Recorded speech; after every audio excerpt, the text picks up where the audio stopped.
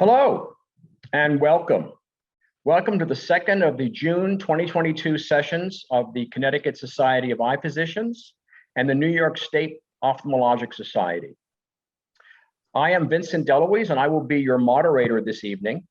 It's my honor to welcome ophthalmologists of the Connecticut Society of Eye Physicians and the New York State Ophthalmologic Society and all ophthalmologists from the other societies across the United States.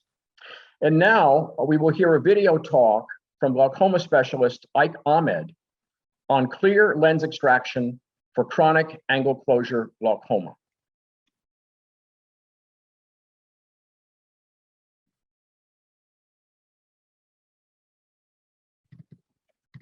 It's Ike Ahmed from the University of Toronto, University of Utah. My topic here is clear lens extraction for angle closure glaucoma. Interesting topic. We've seen more evidence generated recently, but there still remains many questions around the world about the utility of removing the lens, primarily for angle closure glaucoma. These are my disclosures. Let's start off with a case. This is a 52-year-old with pressures of 30 and 31 on 5 classes of medication. Gonioscopy showed grade 0 angles with 360 degrees PAS. Patient has no cataract and has had no previous procedures or lasers. One can see that there is optic nerve and RNFL loss, some subtle visual field changes in the left eye, minimal in the right eye. And the question is for this patient, what to do? Well, we know angle closure glaucoma is a worldwide issue. There's a larger risk of blindness compared to open angle glaucoma. And most patients with angle closure glaucoma present in a chronic form. Often they can be missed in the office and there can be wide fluctuations in pressure. And chronic appositional closure can lead to more permanent synechia formation. This can lead to irreversible trabecular meshwork dysfunction if left untreated. There's certainly some evidence in the past that long-term efficacy of laser iridotomy is not great. And the most commonly surgical glaucoma procedure done in the world, trabeculectomy, of course, has its own inherent complications, which are only increased in patients with angle closure. Let's just start off, of course, talking about the WHO classification for primary angle closure. PACS patients, primary angle closure suspects, patients who have iridocorneal apposition. I like to say that's basically grade 0. You cannot see the iris and you cannot see the trabecular meshwork with the iris covering the TM for at least 180 degrees. Primary angle closure is the same but with raised IOP or PAS formation, synechia formation, and PACG are the same above with disc or visual field changes.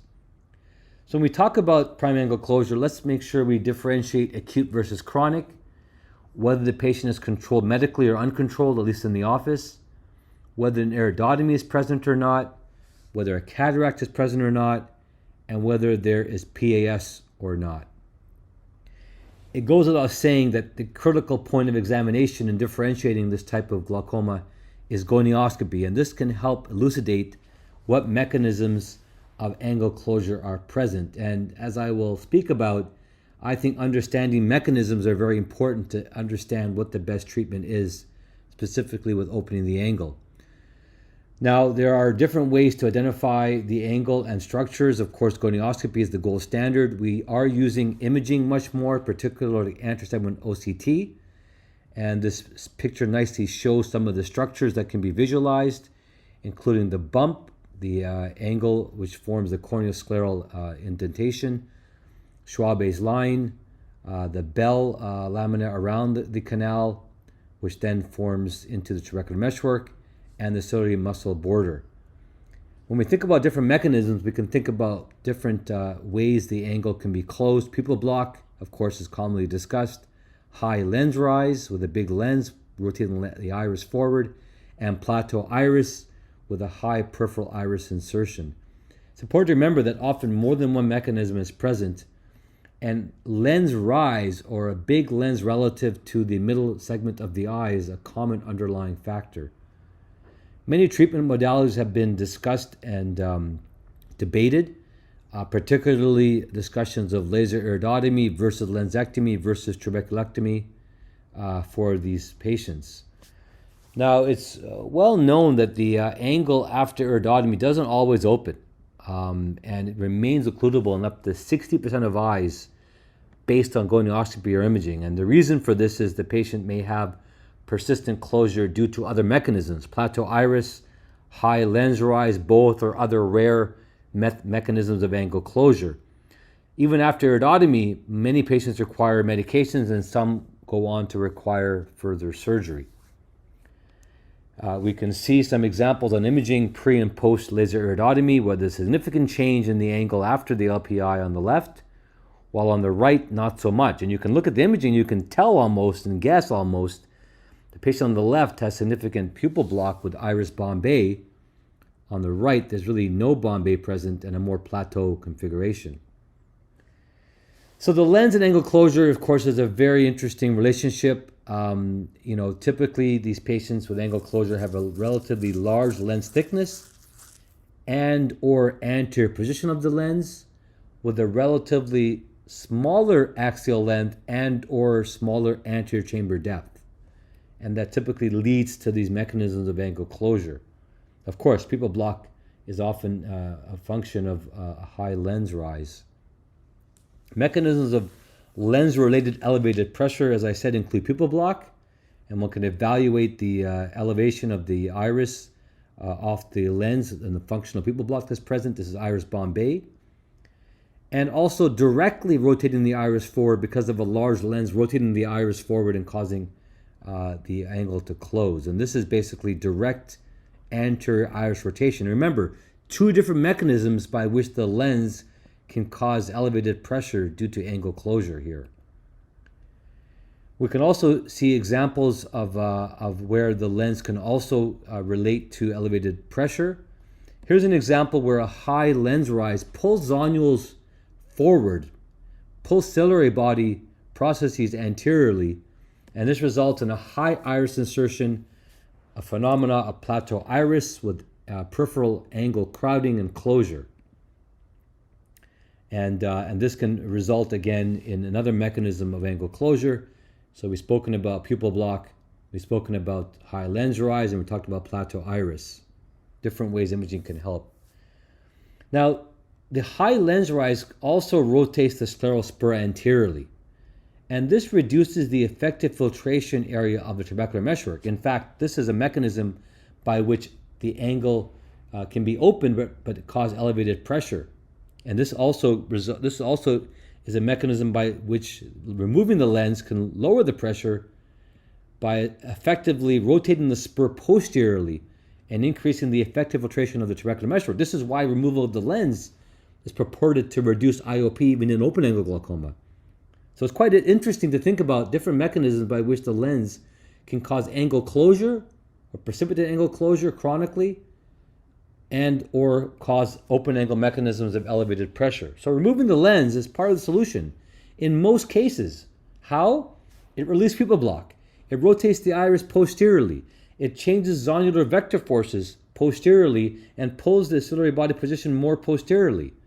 It posteriorizes the scleral spur, effectively increasing the trabecular meshwork filtration area. We can use it to release PAS adjunctively and increase the anterior chamber space. Basically, lensectomy opens the angle. We have some examples, of very extreme examples, of a very large lens pushing the iris forward and removal with a significant deepening of the AC and angle opening. But removing the lens is not just for these large intumescent phacomorphic type pictures. It can be subtle, like this example here where we see a relatively high lens rise with the rotation of the iris forward causing angle closure. Remove of the lens has caused the angle to open. And 360-degree visualization of the angle shows a nice pre- and post-op lensectomy. Now, compared to iridotomy, lens extraction is more effective at anatomically opening the anterior chamber angle more so than iridotomies do. This has been shown on imaging. Now, let's just talk a little bit about your patient presenting with acute angle closure. Well, there's been a number of prospective studies and also RCTs versus iridotomy. And essentially, lensectomy comes out on top. There may be persistent angle closure and pressure spikes even after iridotomy. And with lensectomy, there's lower pressure, less medication, and higher success rate doing phaco versus iridotomy. There's less need for secondary surgeries after phaco, and less complications in endothelial cell loss with phaco versus LPI. Now, what about chronic angle closure? So your patient has chronic angle closure with cataract and a history of an LPI. So they had an LPI already. Now we can differentiate whether the patient's controlled on medications in the office or uncontrolled on pressures on medications in the office. Now for medically controlled or uncontrolled glaucoma or angle closure with cataract, there's numerous studies out there. Pressures can be reduced from 20 to 56%, and most have a very significant pressure drop, success rate of up to 70-90%. Many are off the medications entirely, and it's found there's less fluctuations and peaks, and it often can be quote-unquote curative. We must also remember that we often measure pressures in the office. We don't realize often these patients can have quite volatile pressure fluctuations. This is the patient whose pressures were 14 to 18 in the office on 2 medications with quote-unquote controlled primary angle closure. But after lensectomy, the IOP significantly were more controlled on home tonometry, reducing peak and reducing fluctuations. Now, Clement Tam and the group from Hong Kong has published a lot in this area. 2 RCTs, phaco versus combined phaco traps. So now we're comparing versus phaco trap here. In medically controlled or medically uncontrolled patients with chronic angle closure. For those that are controlled, it's the same pressure and rate of progression with phaco versus phaco trap, but less complications with phaco. In patients who had uncontrolled glaucoma on medications, the pressure was lower with phaco trap, but there were less complications and progression with phaco. However, 16% of patients still have to undergo trabeculectomy after phaco. Now, what about patients who have chronic angle closure without a cataract and a history of an LPI, uncontrolled on medications? Well, this brings the questions up. What about clear lensectomy? Who is this for? Differentiating versus PACS versus PAC versus PACG. Is this primary or secondary therapy? Is the patient controlled, uncontrolled? Are we looking at clear lensectomy as an alternative to LPI or after an LPI? And is it an effective strategy as an alternative to trabeculectomy? Previous studies have looked at clear lensectomy in primary angle closure. This particular study for Tanuz Dada and others looked at patients with elevated pressures who had an LPI and were on medications. In this group here, pressures were reduced significantly with a significant increase in trabecular iris area, and overall an 86% success rate. And so in this study, conclusion was that lens extractions performed by an experienced surgeon in eyes with PAC that have preoperative pressure that is more than 25 for at least 8 weeks despite LPI and ocular hypertensive medications. Now, some of us will proceed even earlier than this, but this was a study that was published in 2015.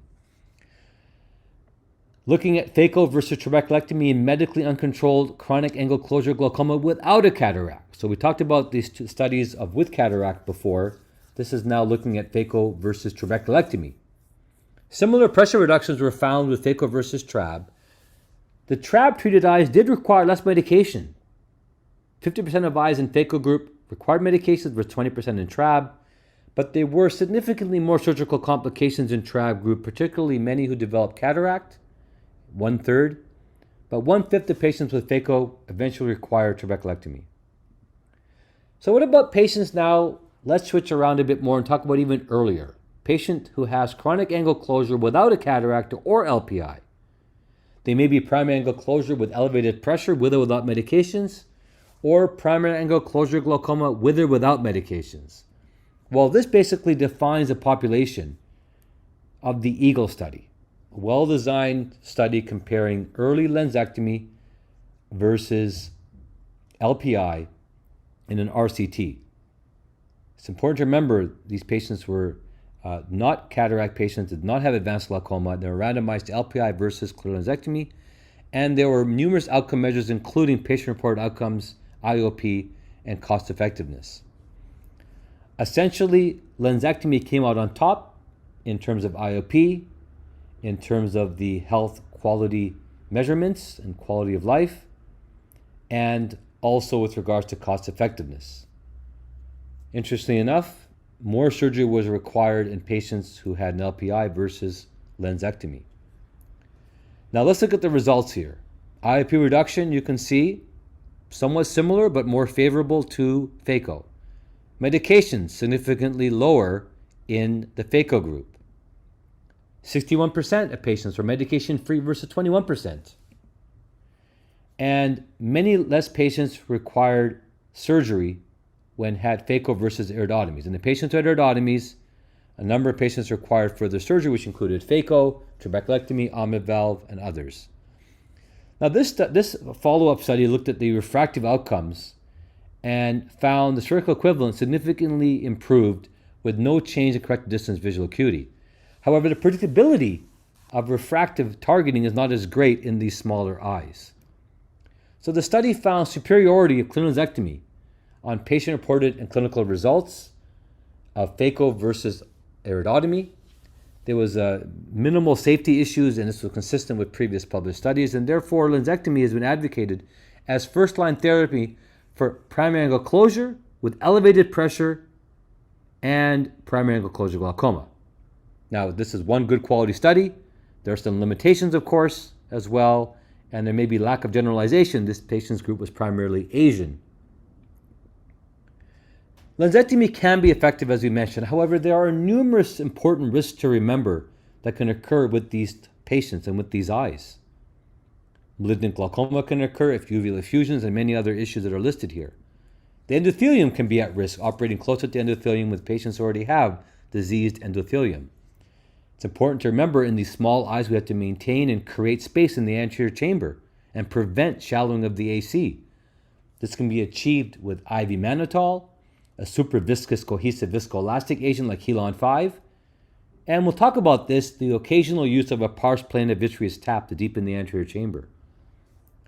We like using dispersives and super viscous cohesive agents to protect the cornea and create space. Along with this, it's important to maintain space. Do not allow the AC to shallow in these very small eyes. The re-injection of viscoelastic or BSS can maintain the AC throughout the case without any chamber shallowing, which can cause choroidal expansion or effusions. Now, when we look at results of phaco in these smaller eyes, we can see as the axial length gets smaller and smaller, the risks of complications go up and up, from 4 to 21 times increased risk of complications.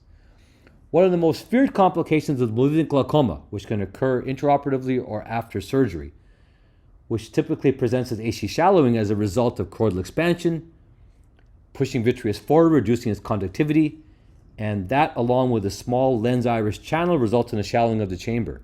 Now, the definitive therapy in our experience and many others has been to create a unicameral eye. This doesn't require a large vitrectomy, but requires an iridozonular hyaloidotomy, cutting the iris, peripheral capsule and zonules in the anterior hyaloid and peripheral vitreous to create a communication between the posterior segment of the eye and the anterior segment of the eye. This is an example of a post-op patient who had malignant glaucoma after phaco, had a laser iridozonular hyaloidotomy, resulting in deepening of the AC and the angle. Now, these patients don't always present with elevated pressure after surgery, but a shallowing of the AC. It's important to look for malignant glaucoma in these susceptible eyes. Now, in these nanophthalmic eyes, there are numerous other complications that have been described in the posterior segment: choroidal effusions, choroidal thickening, and shallowing of the AC, macular and choroidal folds, amongst other things. An RCT compared the use of prophylactic sclerostomy in patients with nanophthalmus and found less post-op effusions in eyes that had sclerostomy performed versus those that didn't.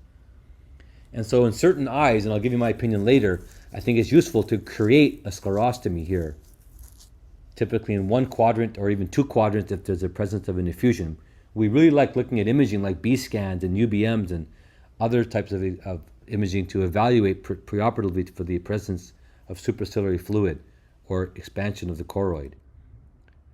In my experience, we typically look at these two entities, uveal effusion and malignant glaucoma, with serious concern and try to address them. We really try to avoid bleb surgery because this can certainly aggravate these conditions and make it very difficult postoperatively. And again, phaco can be quite effective. Space creation is very important and maintenance is very critical. We try to avoid making a pars plana tap because this can often lead to insertion of trocars through retina. The retina insertion in normal eyes can be 6 millimeters back from the limbus, but in these small eyes can be even 2.5 millimeters. So you have to enter very anteriorly at risk of hitting the lens in these eyes, and we use UBM to evaluate this. So I really like to avoid making proximal incisions in these small eyes. Now for eyes less than 20 millimeters and or histopathologic glaucoma in the fellow eye, I like to do a prophylactic iridozonular hyalodectomy, typically via an anterior approach with my vitreous cutter, cutting the iris, cutting the peripheral zonules and capsule in the anterior hyalid end of the case. And if eyes are less than 18 millimeters, I routinely perform a single prophylactic sclerostomy to prevent postoperative uveal effusion.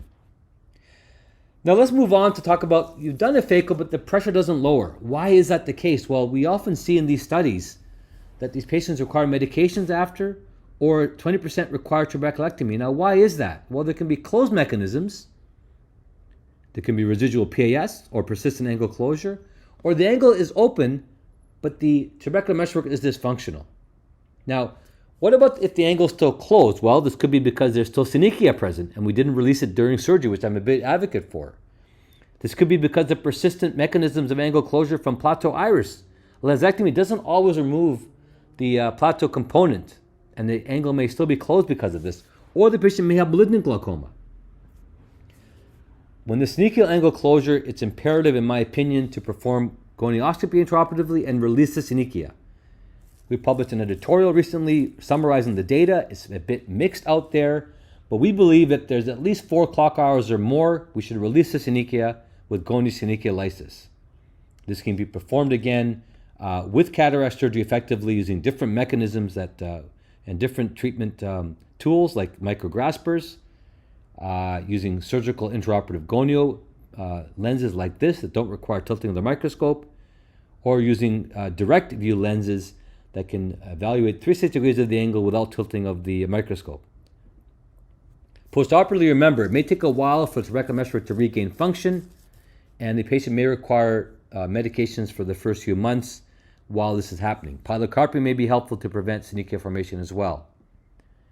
Now, what if the angle is still closed, not because of synechia, but because of a plateau configuration or syndrome like this? This can happen even after lensectomy. And it's been shown even after lensectomy, sometimes the angles don't open enough. Here's an example of on the left where the phaco has nicely opened the angle, but on the right it has not. Why? These patients have a high iris insertion because of an anterior positioned large ciliary body, as you can see here. And this results in persistent angle closure. Now, this can be treated by different methods. Of course, the use of argon laser peripheral iridoplasty may be used on the iris postoperatively or preoperatively. But also we can use the endocyclophotocoagulation to rotate the ciliary processes posteriorly. We do this by shrinking the ciliary process, as we'll show here, using the endoscopic probe. Look at how high the ciliary processes are that can result in persistent angle closure. We're basically lasering the tails of these processes to shrink them. We like using imaging to evaluate these eyes to determine which eyes may be helped by using ECP, or I call it endocycloplasty, to shrink these processes back versus just doing lensectomy alone. Look how high these processes are. They're so tall. We're going to laser these to shrink these back. This is more a mechanical effect. We're not necessarily aiming to reduce aqueous production here, as opposed to primarily shrinking these processes back. And we can see on UBM examples of the flattening of the processes with the opening of the angle in the area that's treated, but the remaining angle that's not treated may still show persistent angle closure. We usually treat about 180 degrees or so to make sure we have at least that much of the angle open. Look at the big difference in this eye, treated versus untreated areas of the ciliary body being so high. Again, another example here on anterior CT. Now, can we predict those angles that may not open versus with phaco versus those that may? I like to look at a ratio of the lens rise to anterior chamber ratio. How much of the AC above the scleral spur is occupied by the lens? Here I show an example of the AC in red. This is how we look at by the spur, not by necessarily by the actual lens itself. And versus the lens rise, which is again a line drawn from the spur above that. Here's an example where the lens is occupying a third or more. In this case, it's almost a half of the anterior chamber from the scleral spur line. This example here, the lens is primarily the problem here. This is high lens rise. Removing the lens will help here.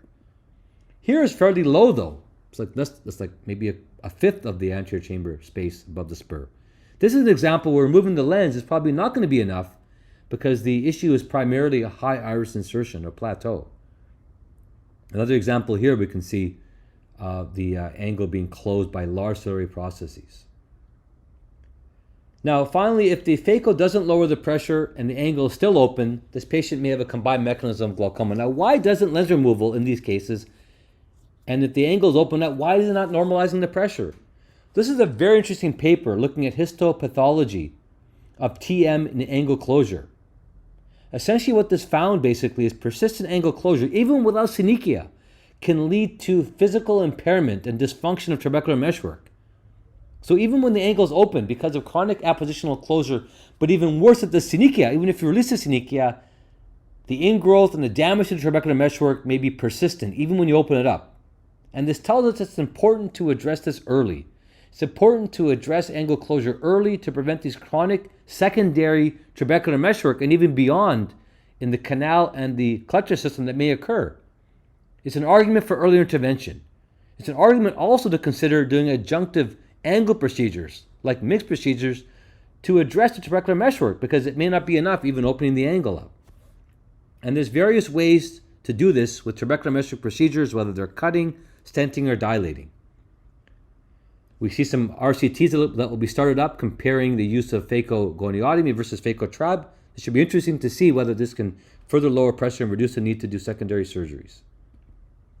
So to summarize, medically uncontrolled PAC or PACG with a patent LPI or progressive PAS or glaucoma progression is a consideration for clear lensectomy. Based on the EAGLE study also, it may be considered first line even in patients without a cataract who have PAC with a pressure over 30 or PACG in those that are greater than 50. What about for advanced uncontrolled PACG? Well, phacotrab may be the optimal option, but I still consider doing phaco alone with a mixed procedure to avoid the complications of trabeculectomy. And what about patients who have PAC or PACG with persistent iridotrabecular apposition or synechia? Even if controlling medication, there's an argument those patients may benefit from having clear lensectomy for reasons I mentioned. I should mention that, however, as at this time, there is no role for a clear lensectomy in PACS. Pressures are controlled, no medications, no synechia, no glaucoma. I don't typically do lensectomy. Again, I'd really prefer not to do a phacotrab or a bleb procedure in these eyes. I think they're more complicated and there's a higher risk for failure. I typically avoid blebs in these eyes for the high risk that we know. So don't make a hole. Deal with the underlying mechanism of trabecular meshwork obstruction, and the sooner the better. I do believe it's helpful to look at mechanisms at play, whether it's high lens rise or plateau or pupil block. Deal with synechia. Consider the other mechanisms that may be helped by relieving trabecular meshwork dysfunction, and prevent malignant glaucoma or uveal fusions as necessary. Imaging has definitely helped us as well. Hope the talk has given you some guidance on lensectomy, particularly clear lensectomy and primary angle closure in PACG.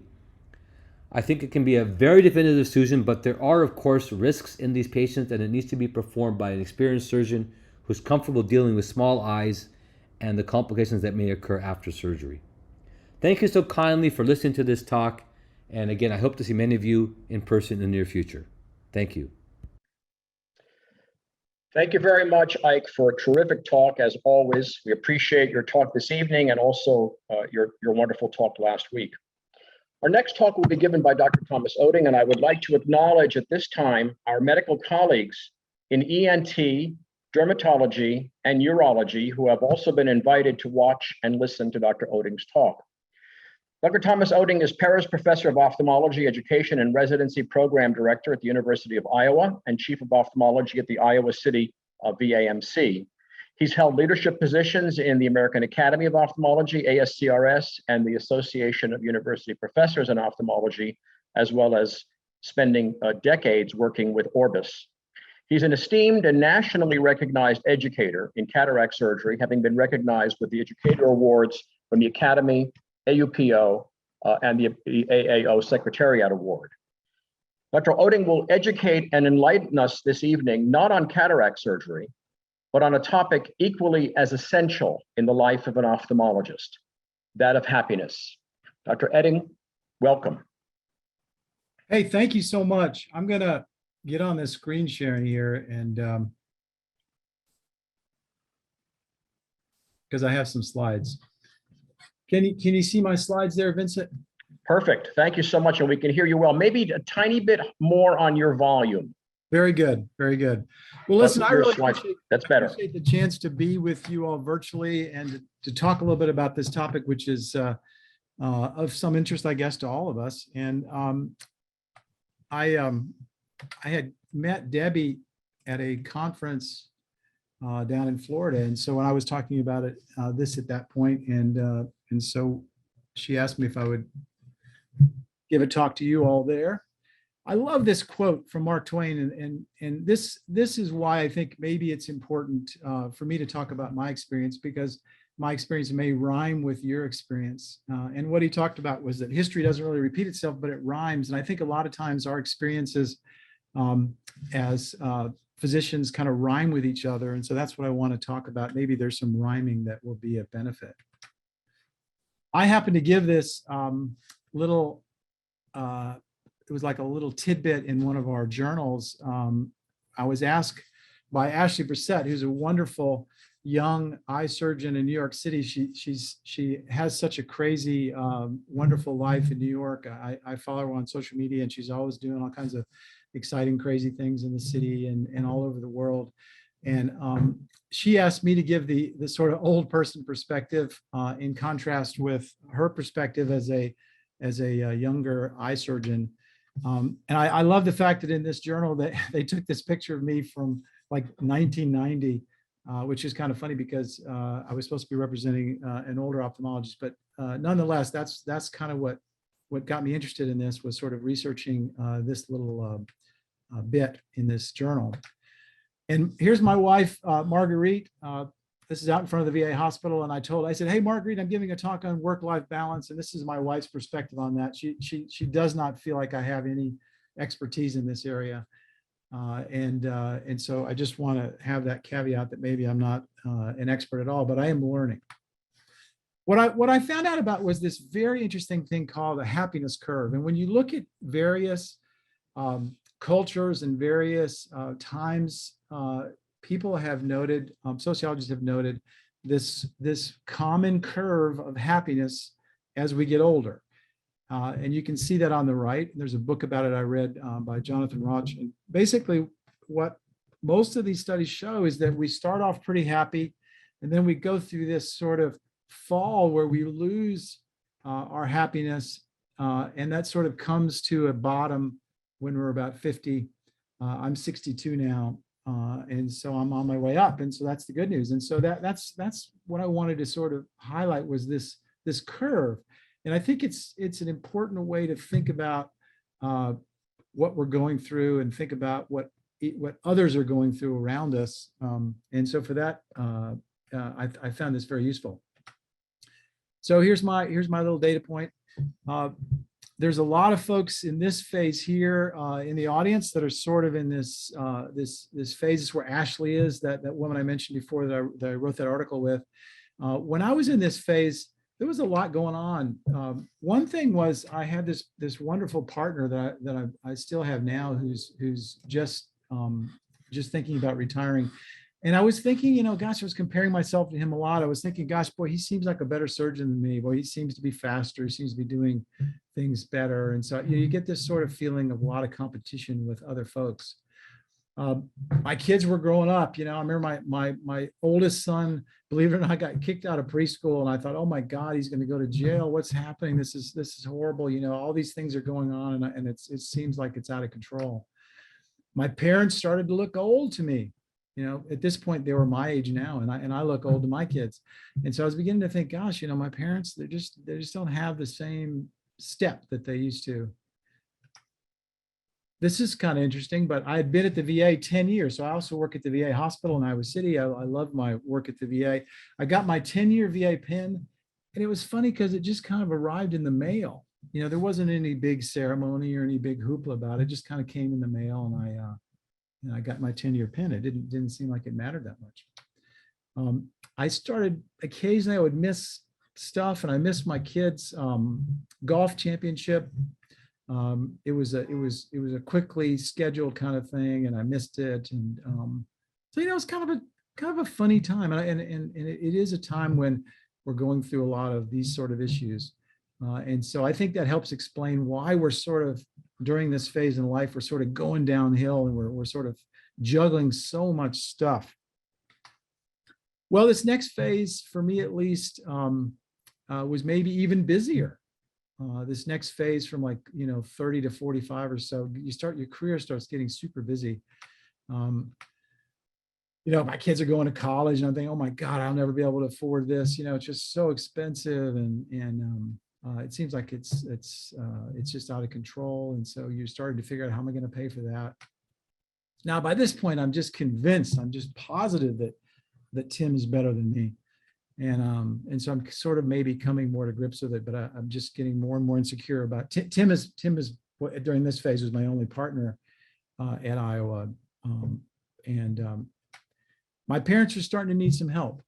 They're not quite getting along as well during this phase in my life. They're actually asking me for help on stuff. I'm participating a lot more with them than ever before, and I'm beginning to see their side of life. Tommy's getting fat. That's me. I'm getting fat. I'm getting out of shape. I used to be in really good shape when I was younger, and I'm starting to get less and less in good shape. I'm not able to juggle the exercise as well. A cookie a day or whatever it is I'm taking for stress is beginning to catch up with me. So that's not going so well. Now my 20-year pin from the VA arrives. Again, it arrives by mail. It's not a bunch of hoopla about it. I just kind of get it in the mail. And I remember looking at it thinking, oh my God, it's been 20 years. Doesn't seem like it matters that much. And so I really like country music. I grew up in Alabama, and Brett Young is one of my favorites. And he's got this song where he talks about that he's more half full than half empty. But either way, it's half gone. And that's kind of what you're getting to during this phase in life. You're sort of getting to this point where you're realizing that it's about half over.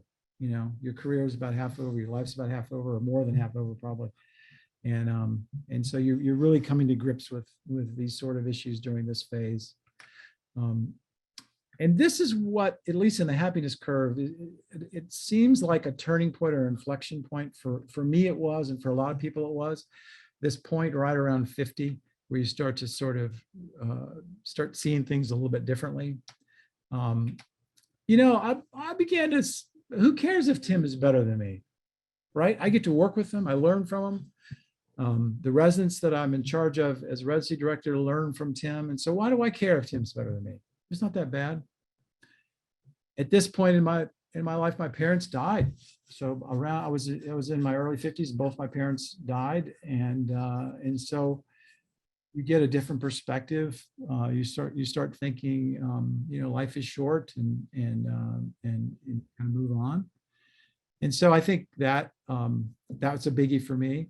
One thing that was interesting is I went out to dinner with my son, who had joined a venture capital and become a partner in a venture capital firm, and he paid for my dinner. I mean, that was a big deal. It's like, oh my God, just a few years ago I was thinking college is a ripoff, and now my kid's paying for my dinner. And then I went to a meeting, and one of our alumna, she paid for my dinner at the academy. And so now I'm thinking, well, yeah, things are changing a little bit. Things are maybe things are taking a turn for the better. And so I think a lot of us during this period of time in our 50s have this sort of this inflection where we start seeing things a little differently. And now I'm in this upward swing, which really for me has been great. And I'm not trying to gloat to those of you that are on that downward phase, but I'm just trying to help you see that there's light at the end of the tunnel, and that there's a good way of looking things at the future. And it's pretty common, I think, that this happens for folks. Here's a project that I want you to be aware of. You know, Epic is, of course, kills me. Epic is our EMR. And so this is a project that we've been working on at Iowa. Now we've only got it perfected for retina right now. So it doesn't work for all specialties, but here the bird you can see can do a basic node in retina. And so anyway, this is making my life easier now because I don't have to do as much, don't have to do quite as much EMR. This is my favorite one when lens in the way. We got to take that lens out. It's in the way. So let's look at this phase here. Now we've got a new partner now. So there's a new partner named Jackie Hogsdale, wonderful woman who we hired, one of our residents. And now she's coming in, and I'm beginning to think Jackie, who just started, is better than me. But you know, it's got a different perspective because I'm proud of her. You know, we trained her. She's a wonderful young woman, the future of our department in that area. And I don't care if she's better than me. I want her to be better than me. Now my 30-year pin arrives in the mail, and I'm excited about it. I got it. I got my 30-year pin. I actually put it on my coat. You know, none of the other pins I put on my coat. I had a little small ceremony just for me. And I'm just now beginning to sleep well before surgery. It sounds funny. I don't know about the rest of y'all, but you know, usually the nights before surgery, years before, I couldn't sleep very well. I'd think about the cases and now I'm able to sleep pretty well before surgery. I'm not saying I'm complacent, but I'm just, you know, I'm confident enough. I've encountered just about every problem. I kind of know what to do, and I'm confident that I can move forward. So I'm finally beginning to sleep better before surgery. That's great.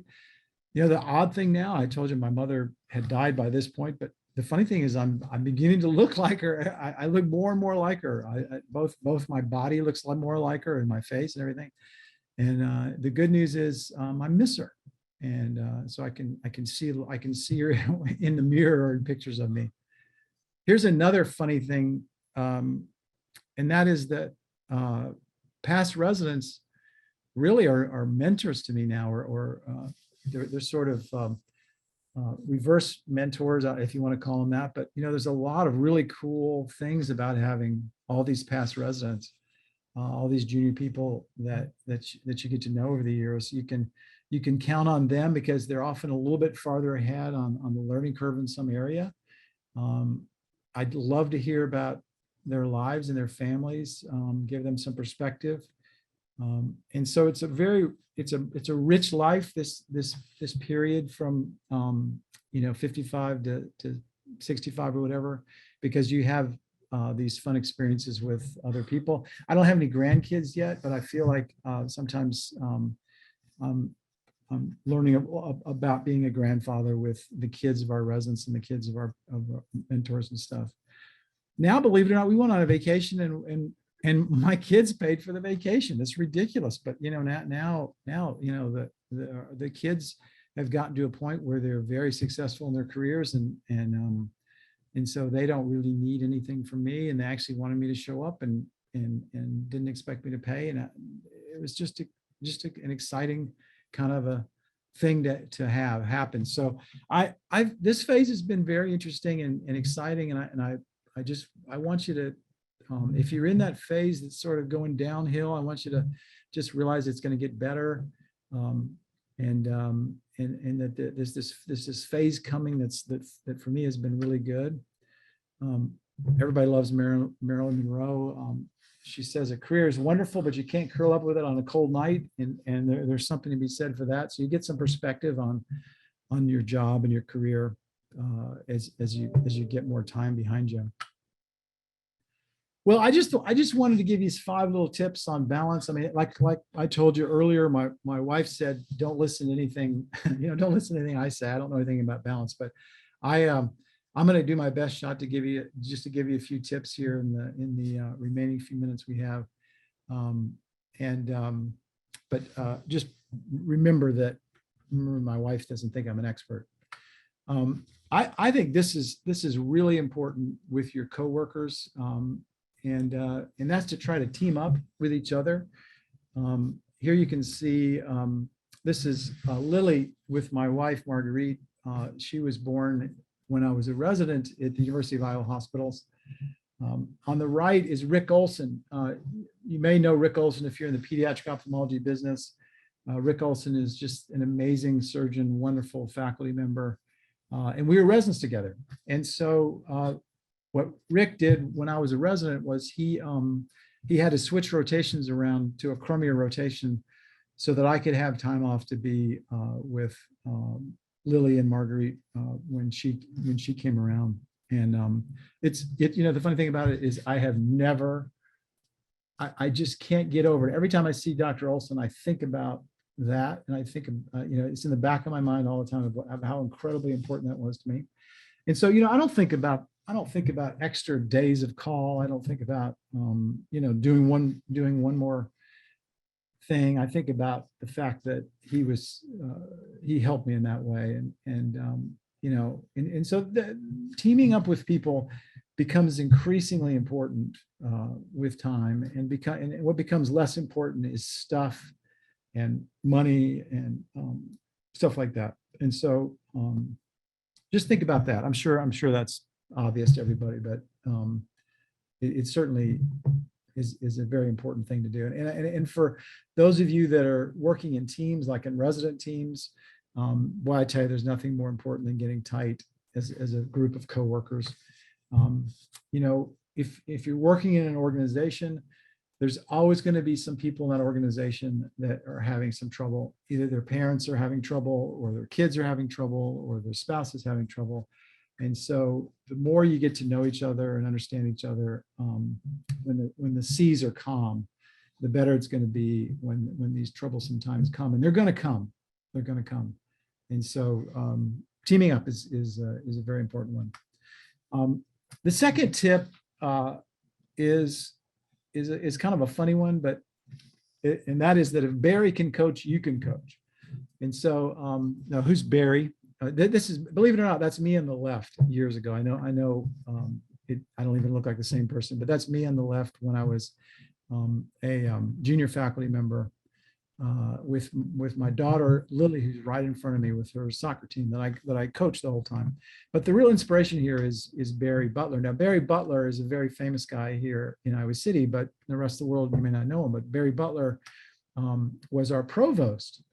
And provosts have a crazy life, right? Provosts they're solving every problem in the university, every single squabble, every single academic issue, every single hire, whatever goes to the provost. So the provost job is really a tough job running the university. The president often does stuff like fundraising and shakes a lot of hands, but the provost is often the one that's running the university. So if Barry can coach soccer with me as a provost, then probably almost anybody else can do it.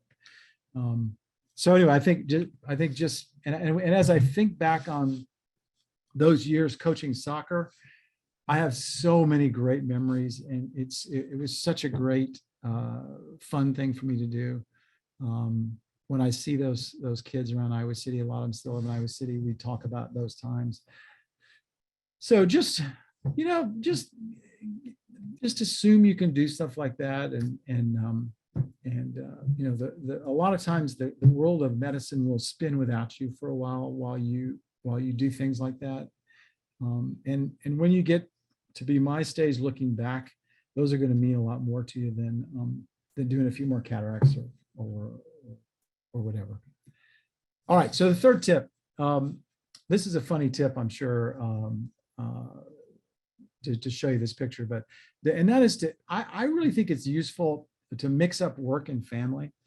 So by that, I mean that I would often bring children with me to events, like when I was on the academy board, I would bring the children when I would go to the academy, when I go to ASCRS, when I'd go to the AEPO. And this is Lily, my daughter Lily, at the resident retreat in Madison, Wisconsin, and we're at the Essen House, which is one of the funnest bars in the world.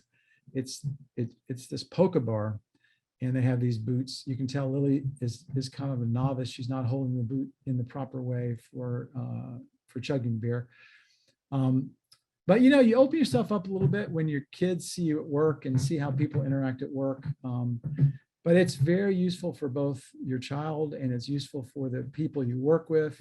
And it gives you a great way to sort of take advantage of the downtime at meetings and the downtime at these events, and share some of the cool things about going to these places with your family. And so I really encourage you to do that. Maybe just bring one kid at a time, or bring your spouse to the cool meetings. It's definitely a way to sort of keep connected with people during those busy times when you're sort of going to so many meetings. The fourth tip, again, is pretty obvious, but that is, I really try to think about connecting for life, and the people that I've connected with for life have been really important to me. And so here on the left is Andy Doan when he was a resident with us at the VA hospital in Iowa City. Andy Doan is just a wonderful fella. He's now a captain in the U.S. Navy. He's actually no longer in ophthalmology. He's worked his way up the food chain where he's now in charge of all the medical care for all the sailors in the Eisenhower carrier group, which is about 6,000 sailors. And so he takes care of all the healthcare needs for them. But when he was a resident, he was an amazing guy. He was interested in the Navy. We got to be close. I was in the Air Force, so I was telling him about military stuff. We worked on some things like we started IROUNDS together, but we have been closely connected. And it's so easy now with text and email and stuff to stay connected with people. And so when I heard he was getting promoted to captain, I mean, down in Pensacola, I was so excited to go down and see him. I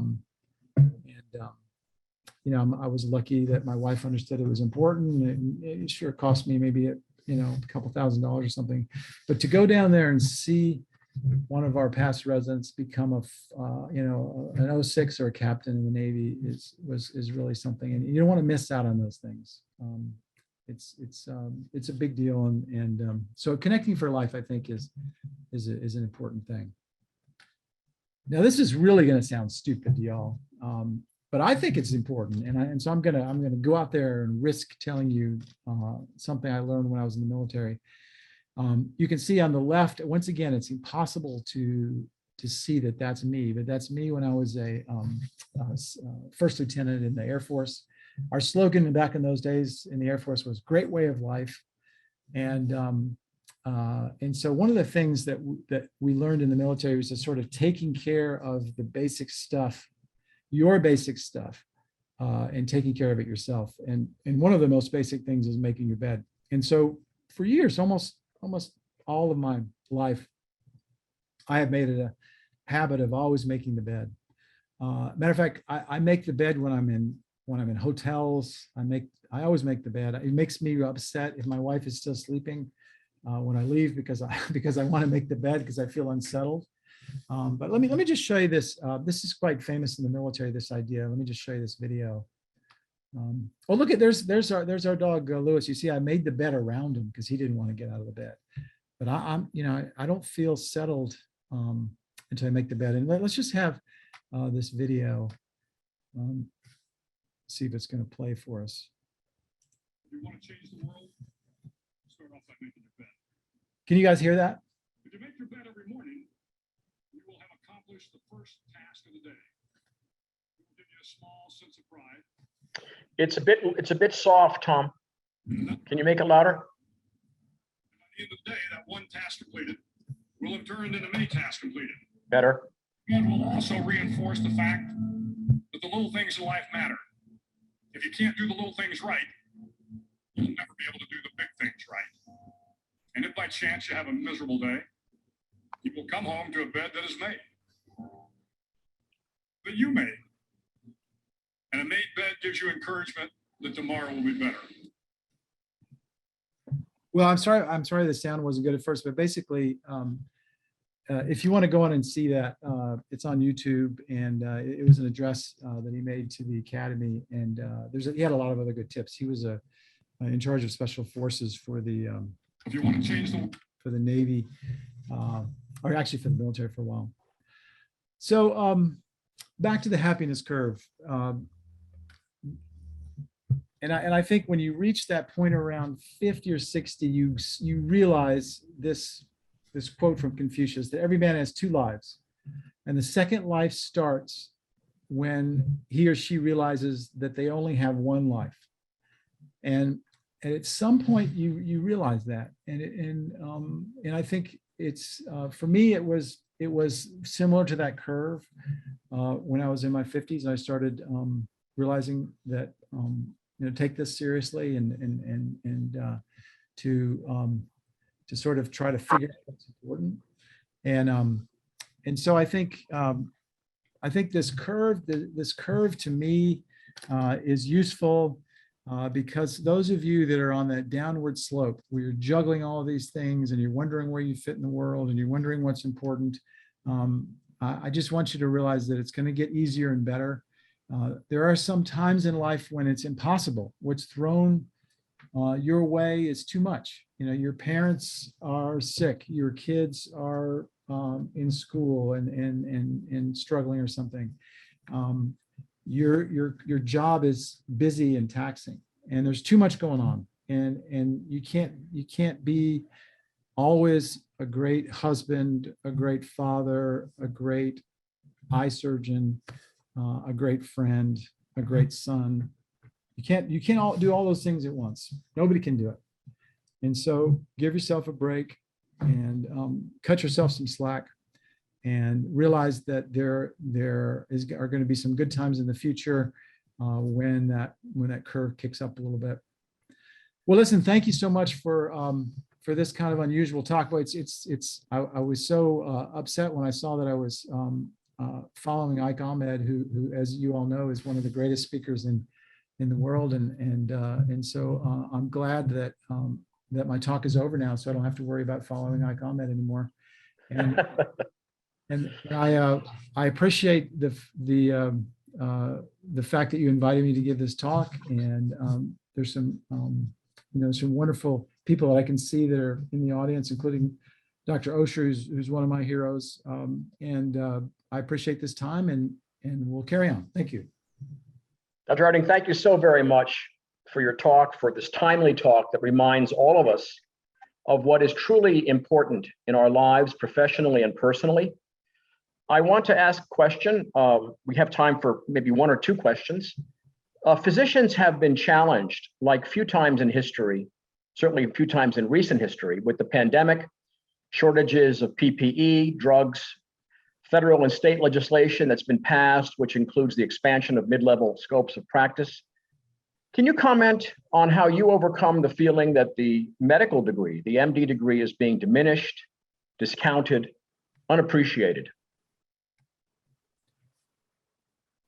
Well, I think you're right in the sense that that there is a devaluing to some extent of the MD degree and physicians to a certain extent.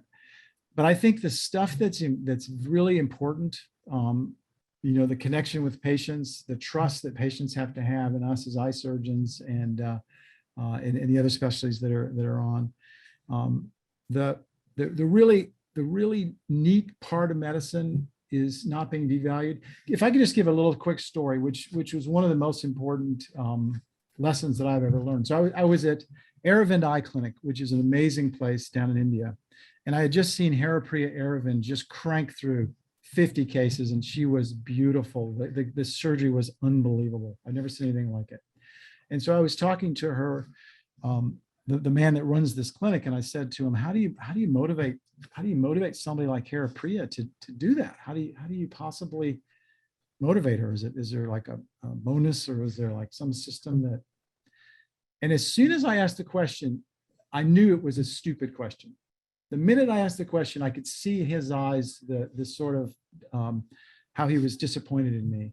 And he looked down for a bit, and it seemed like hours he looked down. And then he finally turned his head back up, and he said to me, he said, "Tom, Dr. Haripriya's reward for doing all those surgeries is she gets to help more people." I tell you that when I heard that then I had this sudden realization that I had sort of lost my way a little bit. And so I realized that's I don't want to be too unrealistic at whatever, but I think about that a lot. I think about the opportunity we have to help people and to take care of people, and the value that we get in that comes from us realizing that this is something important. Having a medical problem yourself when you get to be older is useful.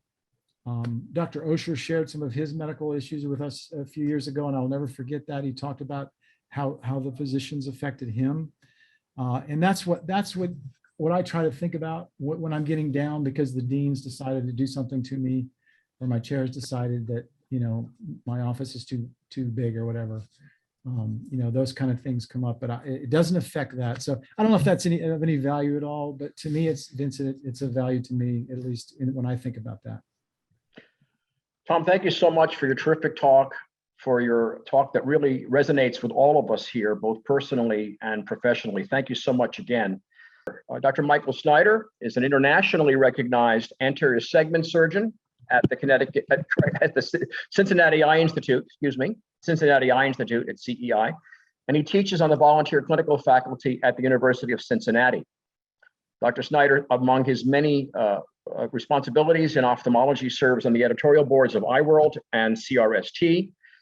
And as many of you know, Dr. Snyder has, with Dr. Osher, pioneered artificial iris prosthesis use in the rehabilitation of acquired traumatic iris defects, congenital iris defects, such as those that can occur in aniridia and ocular albinism. Dr. Snyder was the first ophthalmologist in the United States to implant an artificial iris custom matched to the uninjured eye. And his talk this evening is entitled Taming the Irreverent Iris, and he will enlighten us on how to protect and deal with this crucially important and beautiful part of the eye. Dr. Snyder. Thanks so much. It's a pleasure to be here. Let me go ahead and share my screen. Mike, are you on? Are you unmuted? I should be. Can you guys hear me? Hello? Yes, we can hear you, Mike. Perfect. Fantastic. Okay. So let me get my talk going. Can you see the screen here yet? There you go. Thank you. Great. So Debbie, when I was invited to talk to this, Debbie said, well, what do you want to talk about? I said, I'll talk about anything. So well, pick something that you're passionate about. Okay, so you guys are going to hear about irises because I just love talking about iris cases. And Debbie, Tom mentioned that you made him follow Ike Ahmed. I think that you made me follow Bob. Bob is truly the best presenter in the entire planet. So I will do my best, but I can never match up to Bob. I do want to acknowledge my disclosures with industry partners.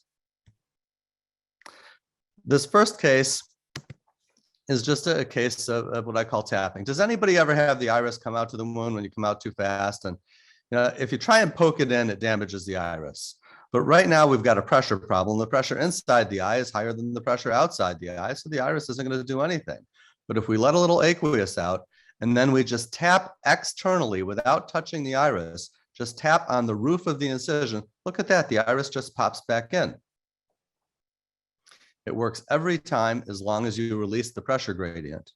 Here's another case. I come out too quickly and look at that. The iris pops right out. It follows the fluid flow. So what am I going to do? I'm just going to release a little bit of the pressure in the anterior chamber. So I have a low pressure in the anterior segment and tap externally, not going into the wound, not touching the iris, just tapping on the roof of the incision. Now, the best thing to do is prevention. Once you stop your irrigation, you just let the chamber shallow first and then it doesn't pop out. But we all can forget that momentarily. So remember the tapping technique. This next case is a patient who had Uviatic glaucoma. You can see there's a nice bleb there. The pupil got so small that she couldn't see anything. So we just bring her into the operating room, and under protective coating of OVD, we're just going to use a set of micro scissors, and we're just going to cut away some of this iris that's shrunken down to create a new pupil. We created 3 paracenteses. You can see that the implant lens is a nice position underneath the iris tissue. We were able to tell that in advance by UVM just so that there were no surprises. And you can also see that there's a little bit of asteroid hyalosis, which we're going to, of course, ignore. Once we've carved around to get a relatively round aperture of a relatively physiologic size, we just pedunculate the last bit of tissue, we remove it, and we remove the OVD in a bimanual approach using a 27 gauge cannula and a 21 gauge butterfly needle. I call it the poor man's INA, and we have our 3.5 millimeter aperture. This next case is a case that had a nice phaco. Unfortunately, the patient had some IFUS and developed some significant iris atrophy. There's some stromal atrophy only in the temporal area, but there's diffuse pigment atrophy elsewhere. First thing we're going to do is just stain the capsule. We put some trypan blue in. We're going to deepen the anterior segment. We're just going to lift the anterior capsule off of the implant lens and off of the posterior capsule to create an open bag. Bob Osher has talked to us many times about how you can reopen bags many, many, many years later, as long as you just use a very gentle viscodissection. The real key is just getting up underneath the capsulorhexis the first time. Once we've completely opened the capsule bag, we're going to measure it, and we're going to select a trephine for the capsule bag size.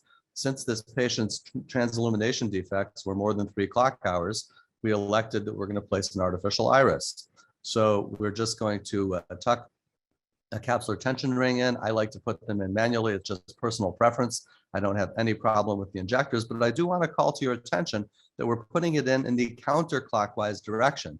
I usually put them in clockwise, but if the implant lens is already in position, we have to go counterclockwise so it doesn't get hung up on the haptics. Once the capsular tension ring is in position, we've already measured our capsular bag size. We're going to trephinate the iris device. This person has perfectly normal stroma, so the only problem is their lack of pigment epithelium. So we're just going to use a black device just to replace the iris pigment epithelium. Sometimes the trephination is not fully complete. We just peel it off. We place the device into a cartridge, and then we're going to inject it into the capsular bag underneath the capsule leaflet. This is where that trypan blue stain really helps, because it's very difficult to see the edges of the capsule once the device is in place, since it blocks the red reflex. So we're going to retract the iris. We see our margin there, and as soon as we see it go under the blue capsulorhexis margin, then we can continue our injection. This will allow us to inject it into the capsular bag under the nasal, and then eventually superior and inferior capsulorhexis margins as the device unfolds.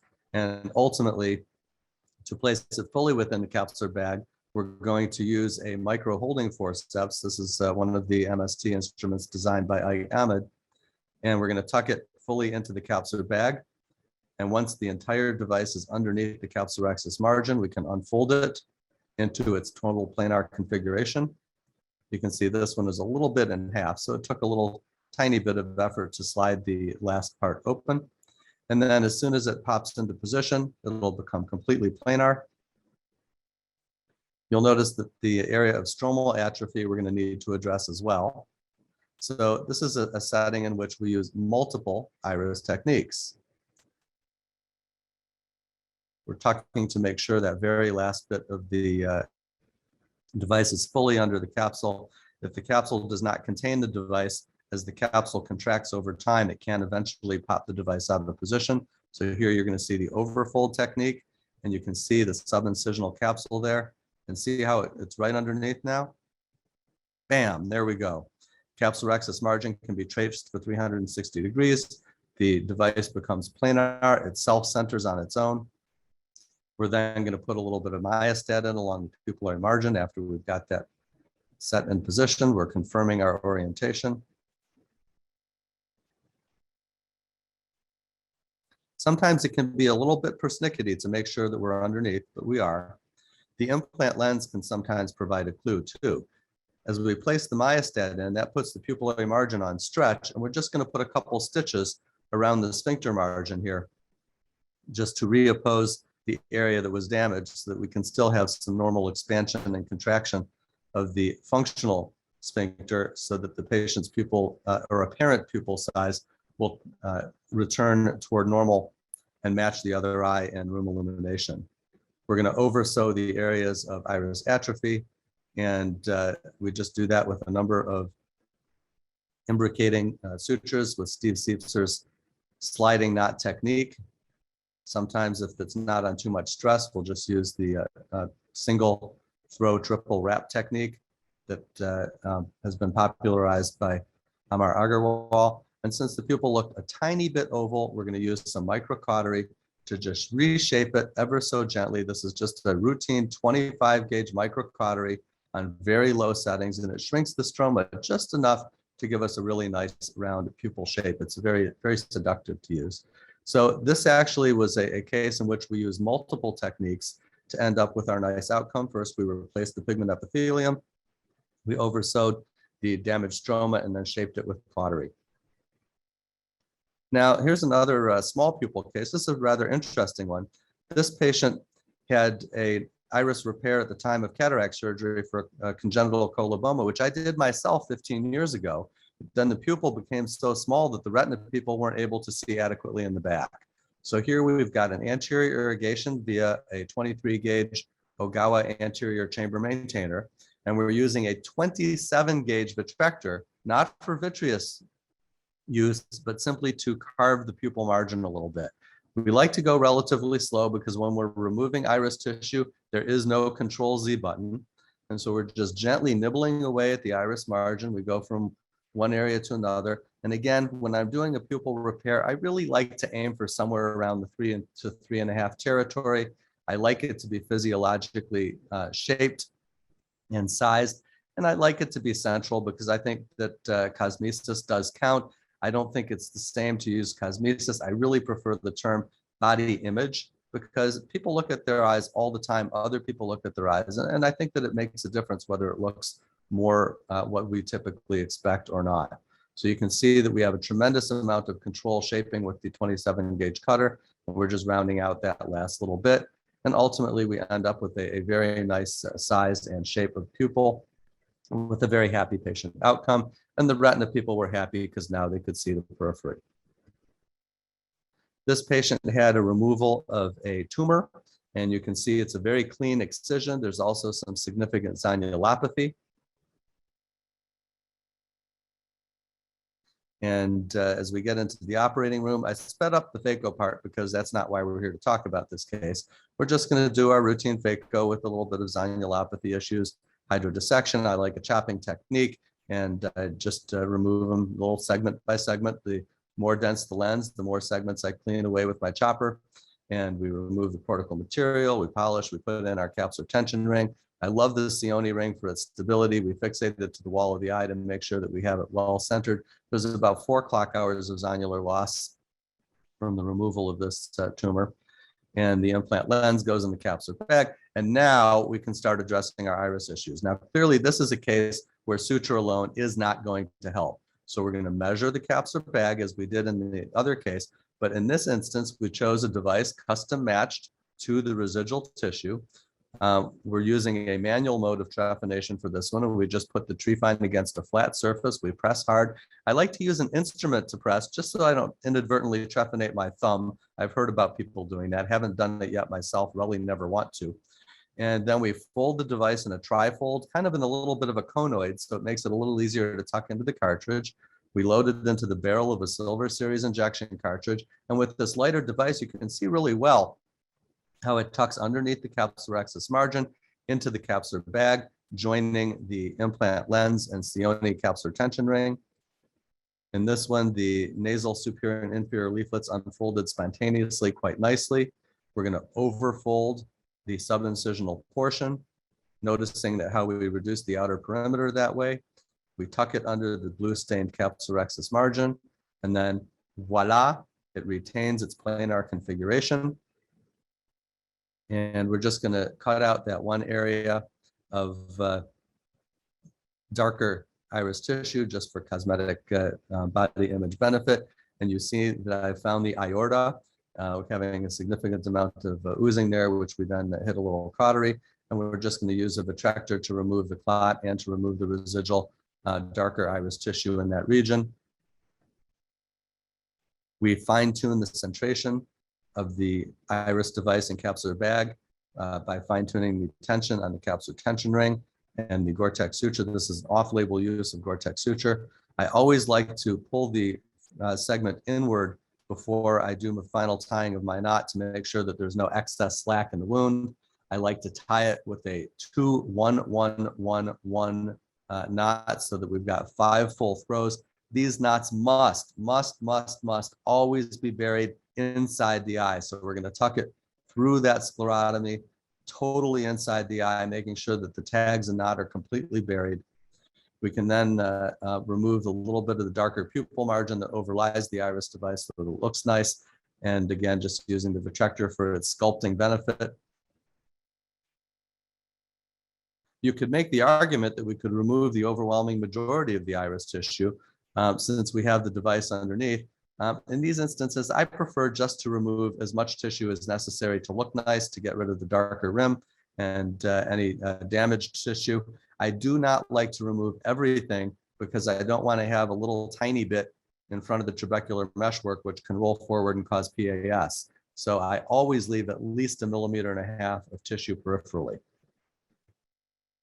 This next case was a trauma case. You can see that there's a fairly significant corneal trauma. The implant lens is already secured in position. We're going to fix an artificial iris to the wall of the eye here using sutures. And we're going to create 4 sclerotomies, 2 pairs. Each of the pairs is roughly 5 millimeters apart.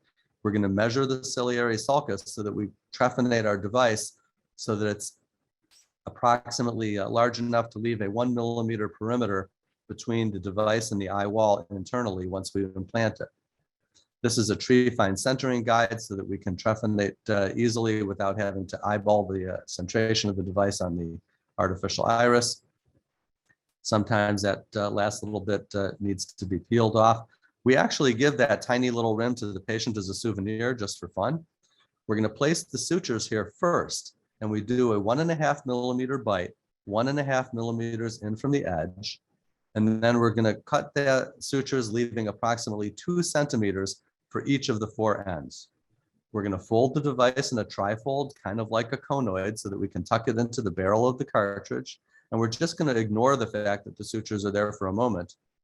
We're going to make sure that they're not caught in the wings of the cartridge. And we're going to just inject this into the anterior chamber. Again, for the moment, just ignoring the sutures entirely. We let the device fully unfold. And then it's important to pull the sutures out of the cartridge before removing the handpiece, just so that we don't inadvertently have excess tension. And now the goal is just strictly to keep track of which suture goes where.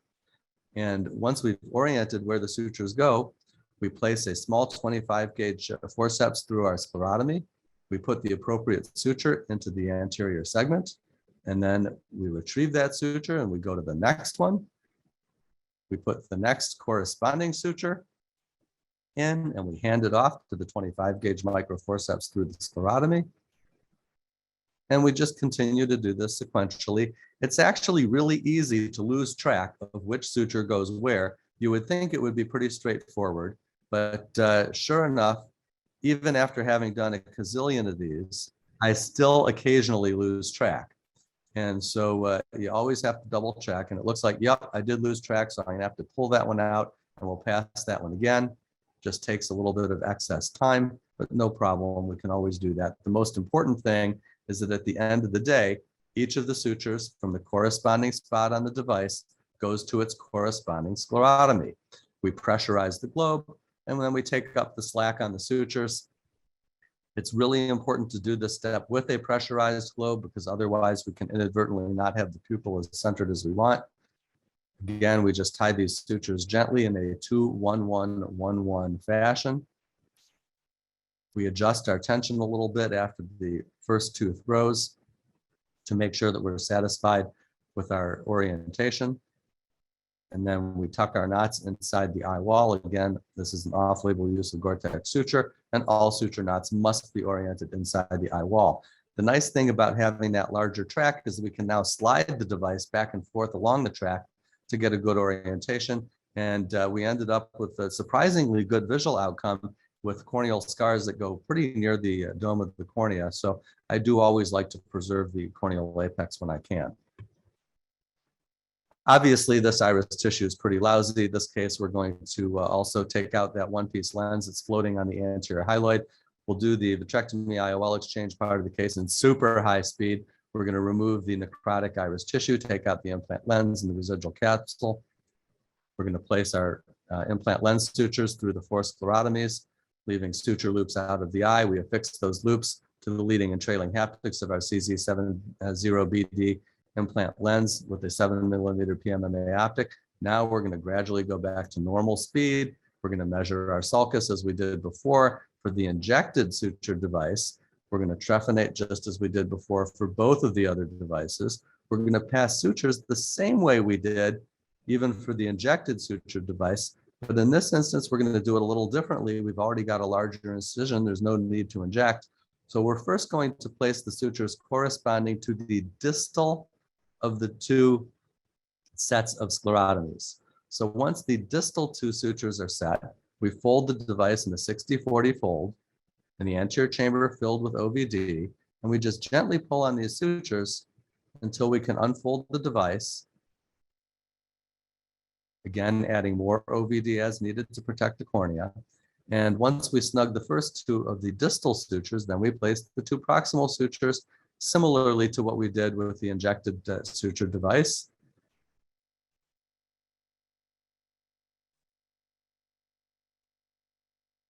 And as we take up our slack and tie our sutures, again, we've got tremendous amount of control, and we use the same sclerotomies to fix the implant lens as we did to fix the artificial iris. You'll notice that there's an LRI there. My rule is anytime we're inside of an eye, if we're there in the operating room anyway, we might as well fix whatever astigmatism the patient may not desire.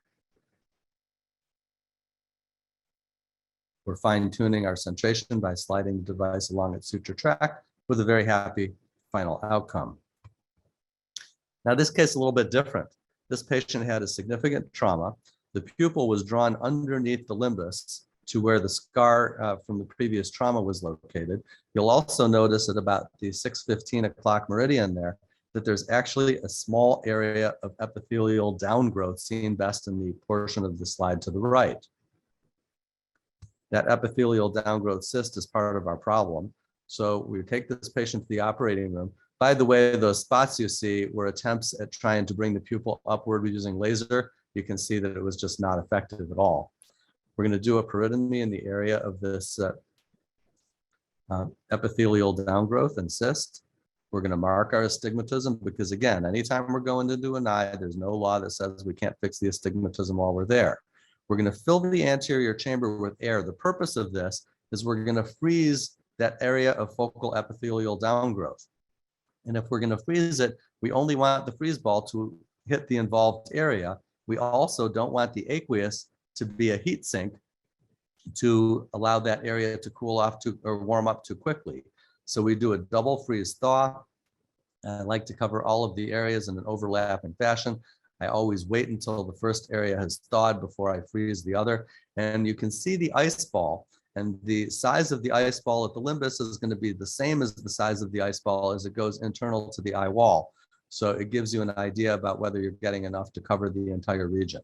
Now we've got this bubble that we'll just take out of our way. And we've got this iris tissue, which we also need to take out of our way because it's not helping us in any way. Now, we're going to remove this darkened iris tissue with the vitrector. It's really very satisfying. We don't have to be quite so elegant about sculpting because we're just going to remove this tissue altogether. It's really just not helpful and useful tissue. And it also looks markedly different than the other eye color-wise.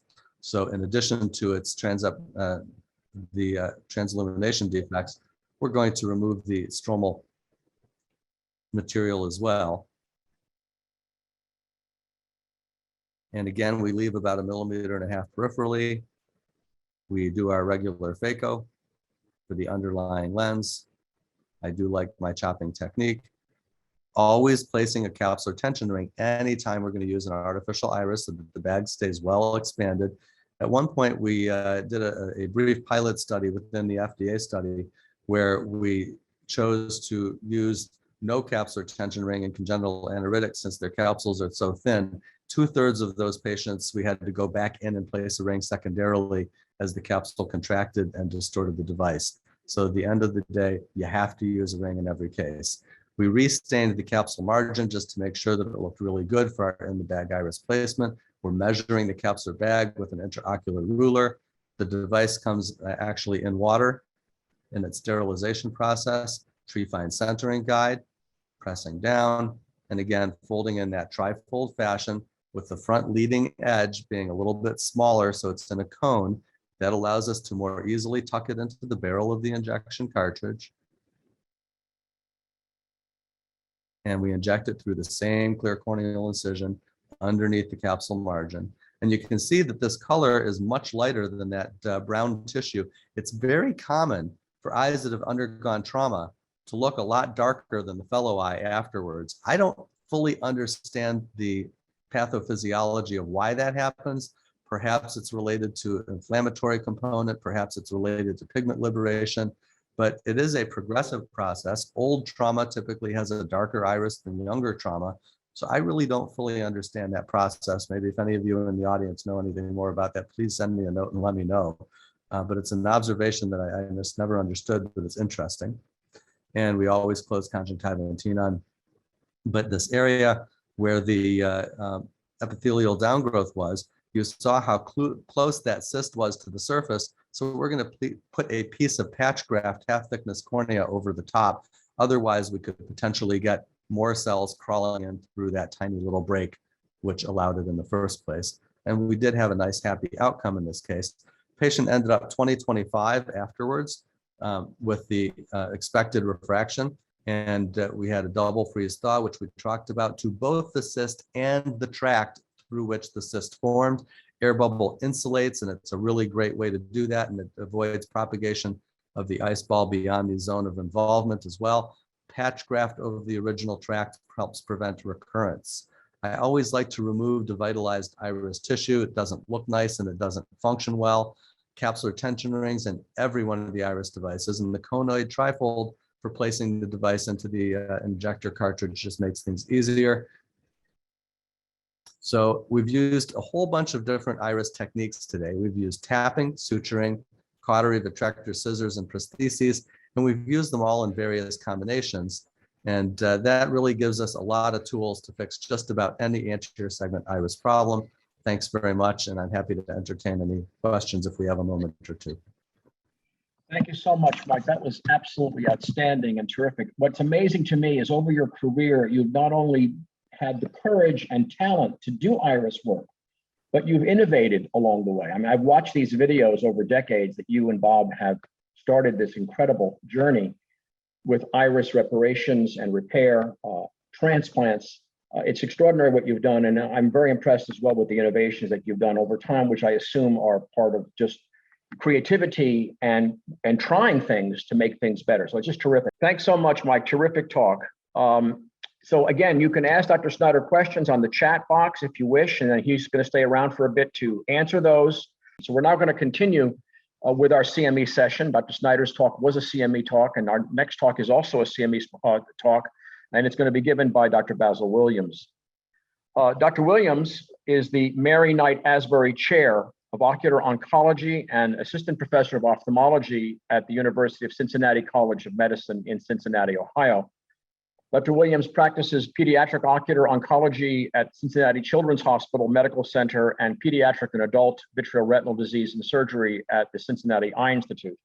After his residency and fellowship and chief resident position at Bascom Palmer and a fellowship at Wills Eye, he has been at CEI in Cincinnati. And his research interests relate to healthcare disparities, adult and pediatric surface and intraocular tumors.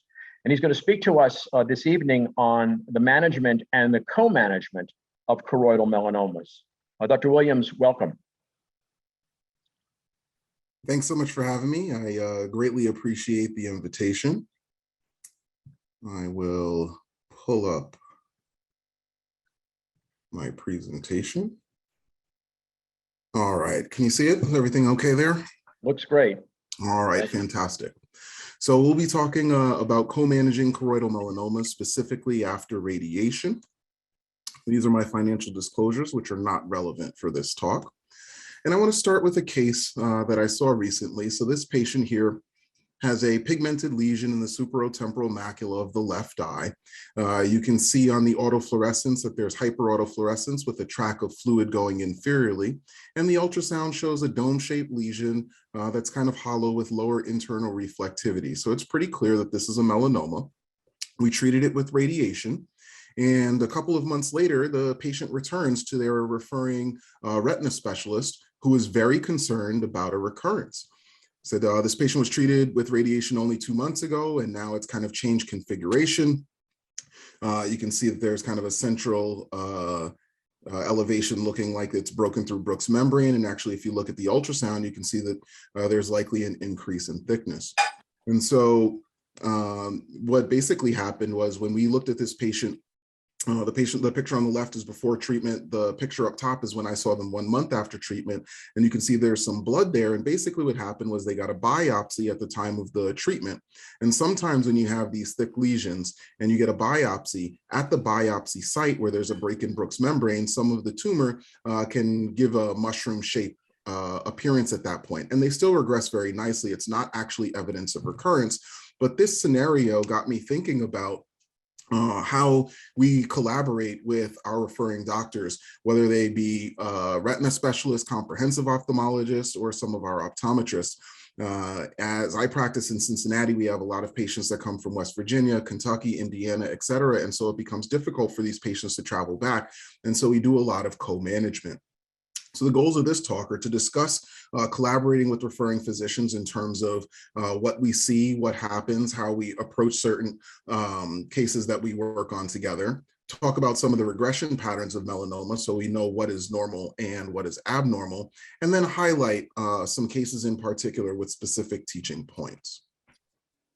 So there's a number of treatment options for uveal melanoma, obviously, but currently, radiation makes up the vast majority with enucleation, only making up a small percentage these days. There's a few cases that we've talked about with referring doctors post-radiation. Here's one example. In 2017, this patient was seen, they got treated with radiation, and they still had some thickness. They saw a new retina specialist who referred the patient back, concerned that there was still thickness of the lesion, wanted to know if that was normal. Here's a different patient where the comprehensive ophthalmologist said that they saw this patient 6 months or so before, and they didn't notice any blood on the surface of the tumor. And so they were wondering if this is evidence of recurrence. Another case of a really prominent cataract here, 2 years after treatment, and the referring doctor wanted to know if they were able to perform cataract surgery and what things they should think about in preparing for this surgery. And then last, there's patients with new onset neovascular glaucoma with no view of the fundus. And there's a question as to whether or not this is evidence of recurrence, and should the patient need to come back to see us immediately. So what's the purpose of follow-up after radiation? We want to make sure that there is good tumor control and that the radiation has worked well. We also want to monitor for radiation-induced complications. It's important because if there are complications, you want to be able to salvage the globe, maintain useful vision if possible. So what characteristics are we looking for to make sure that a tumor is well controlled? And what signs do we see to show that melanoma has regressed? So there's a number of factors that we pay attention to in order to assess these things. Clinical exam is obviously the most important thing, but one of the challenges, especially with co-management, is if you have not seen a patient in a long time, it's hard to know what things look like recently. Additionally, sometimes doctors will retire and they'll take over someone's practice. They'll see a patient for the first time and they won't necessarily know what things look like before. And so documentation by imaging can be particularly helpful. So size is one of the most important things that we're looking at with these tumors. And we know that the vast majority of tumors shrink, about 97% of them actually, but they don't disappear completely. And so here's a clear example of a lesion that's decreasing in both basal dimensions and in thickness, as you can see on the ultrasound, and is kind of increasing in pigmentation over time. And that's something that we'll talk about a little bit more. And here's another lesion, one that we showed earlier. And you can see here actually that tumors shrink, they don't disappear. And in this example, it shows that the diameter actually tends to not decrease nearly as much as the thickness does. So that's important to know and still can be a sign of good regression. And again, it's important to note that up to 3% of these lesions may not change in size at all. And so I have this conversation with patients as well, so they know if the lesion's staying the same size, that's not necessarily a negative sign. Okay, so how does tumor size decrease? Again, thickness is what happens most importantly. We know this happens predominantly over the first 2 years, and tumors end up somewhere around 50 to 60% the size of the original at that 18 to 24 months. There is an important distinction between large tumors, especially in thickness, versus smaller tumors. So in both large and small tumors, they decrease in thickness over the first 2 years. But the main difference is that large tumors stabilize at about 50% of the original thickness versus smaller tumors that are about 70%. Now, some of this is due to ultrasonographic measurements with the sclera being involved, and some of it is just the larger tumor you have, the more room there is for it to continue to shrink in size. So small tumor regression, it can be seen. Here's an example of a lesion that started out pretty thin, about 2 millimeters, and you can still see that it gets smaller in size, but obviously it's much easier to see this in a larger tumor. What you can also see here in this large tumor is that in the initial picture in February of 2015, it's pretty hollow with a lower internal reflectivity. And over time, that internal reflectivity increases. That is another sign of tumor control. It changes over the first 18 months, and you usually end up somewhere about 70 to 80% of internal, in terms of height for internal reflectivity after treatment. And this happens a little bit faster than thickness, actually. And so smaller tumors tend to have a higher internal reflectivity at baseline versus larger tumors, which tend to have a lower internal reflectivity, but they all end up with a similar final internal reflectivity. So again, here's an example of a large tumor, mushroom-shaped, pretty hollow with low internal reflectivity over time, and then actually decreases in size pretty significantly and increases in internal reflectivity. And I think this is actually an important example because you can see how prominent a decrease there is. One thing that we've noticed, and here's an example of an iris lesion with kind of a base of a nevus and a melanoma kind of arising from it. It was treated with a plaque. And then you can see actually the melanoma portion decreased beautifully while the nevus component remained stable in size. And here's what it looked like many years before. And this kind of leads you to the idea that if the most active portion of the lesion is regressing, does that mean that lesions that decrease more significantly or more rapidly are more aggressive? And so the question as to whether or not there's increased metastatic potential for lesions that decrease faster has been broached, and whether that be looking at chromosome analysis or gene expression profile. And it turns out that if you actually control for the height of the tumor, it does not matter whether it's a monosomy 3 lesion, which is presumed to be more aggressive, or a gene expression profile class 2. It turns out that the thicker the lesion, the faster it is going to decrease in size regardless. So there are quite a few studies that looked at this. This figure here is from the study by Kohea and Augsburger out of Cincinnati before I started, but they kind of nicely showed that. Other factors that you pay attention to are tumor shape. So we know dome-shaped tumors are going to predominantly stay as dome, or they can kind of flatten out over time. It's obviously an important distinction compared to what the first case that I showed you, where a mushroom shape kind of developed, and that's particularly in the scenario of a biopsy, whereas most of this data is pre-biopsy. Mushroom-shaped tumors, interestingly, almost always keep their mushroom shape. So here's an example of a dome-shaped lesion flattening out nicely. Again, the clinical pictures, you can see that this kind of reiterates the point that the basal dimensions don't decrease as much as the thickness does. And here's a mushroom-shaped lesion where you can, again, see the decrease in size and increase in pigmentation, which we'll talk about. And the ultrasound shows nicely that while it does decrease significantly in size, it always keeps that kind of mushroom shape. So other factors that show regression. We know that tumors, that melanomas, are about 50% of them are predominantly pigmented, where there's some variable pigmentation in others. It is important to know that 2/3 of these lesions after radiation will increase in pigmentation over time.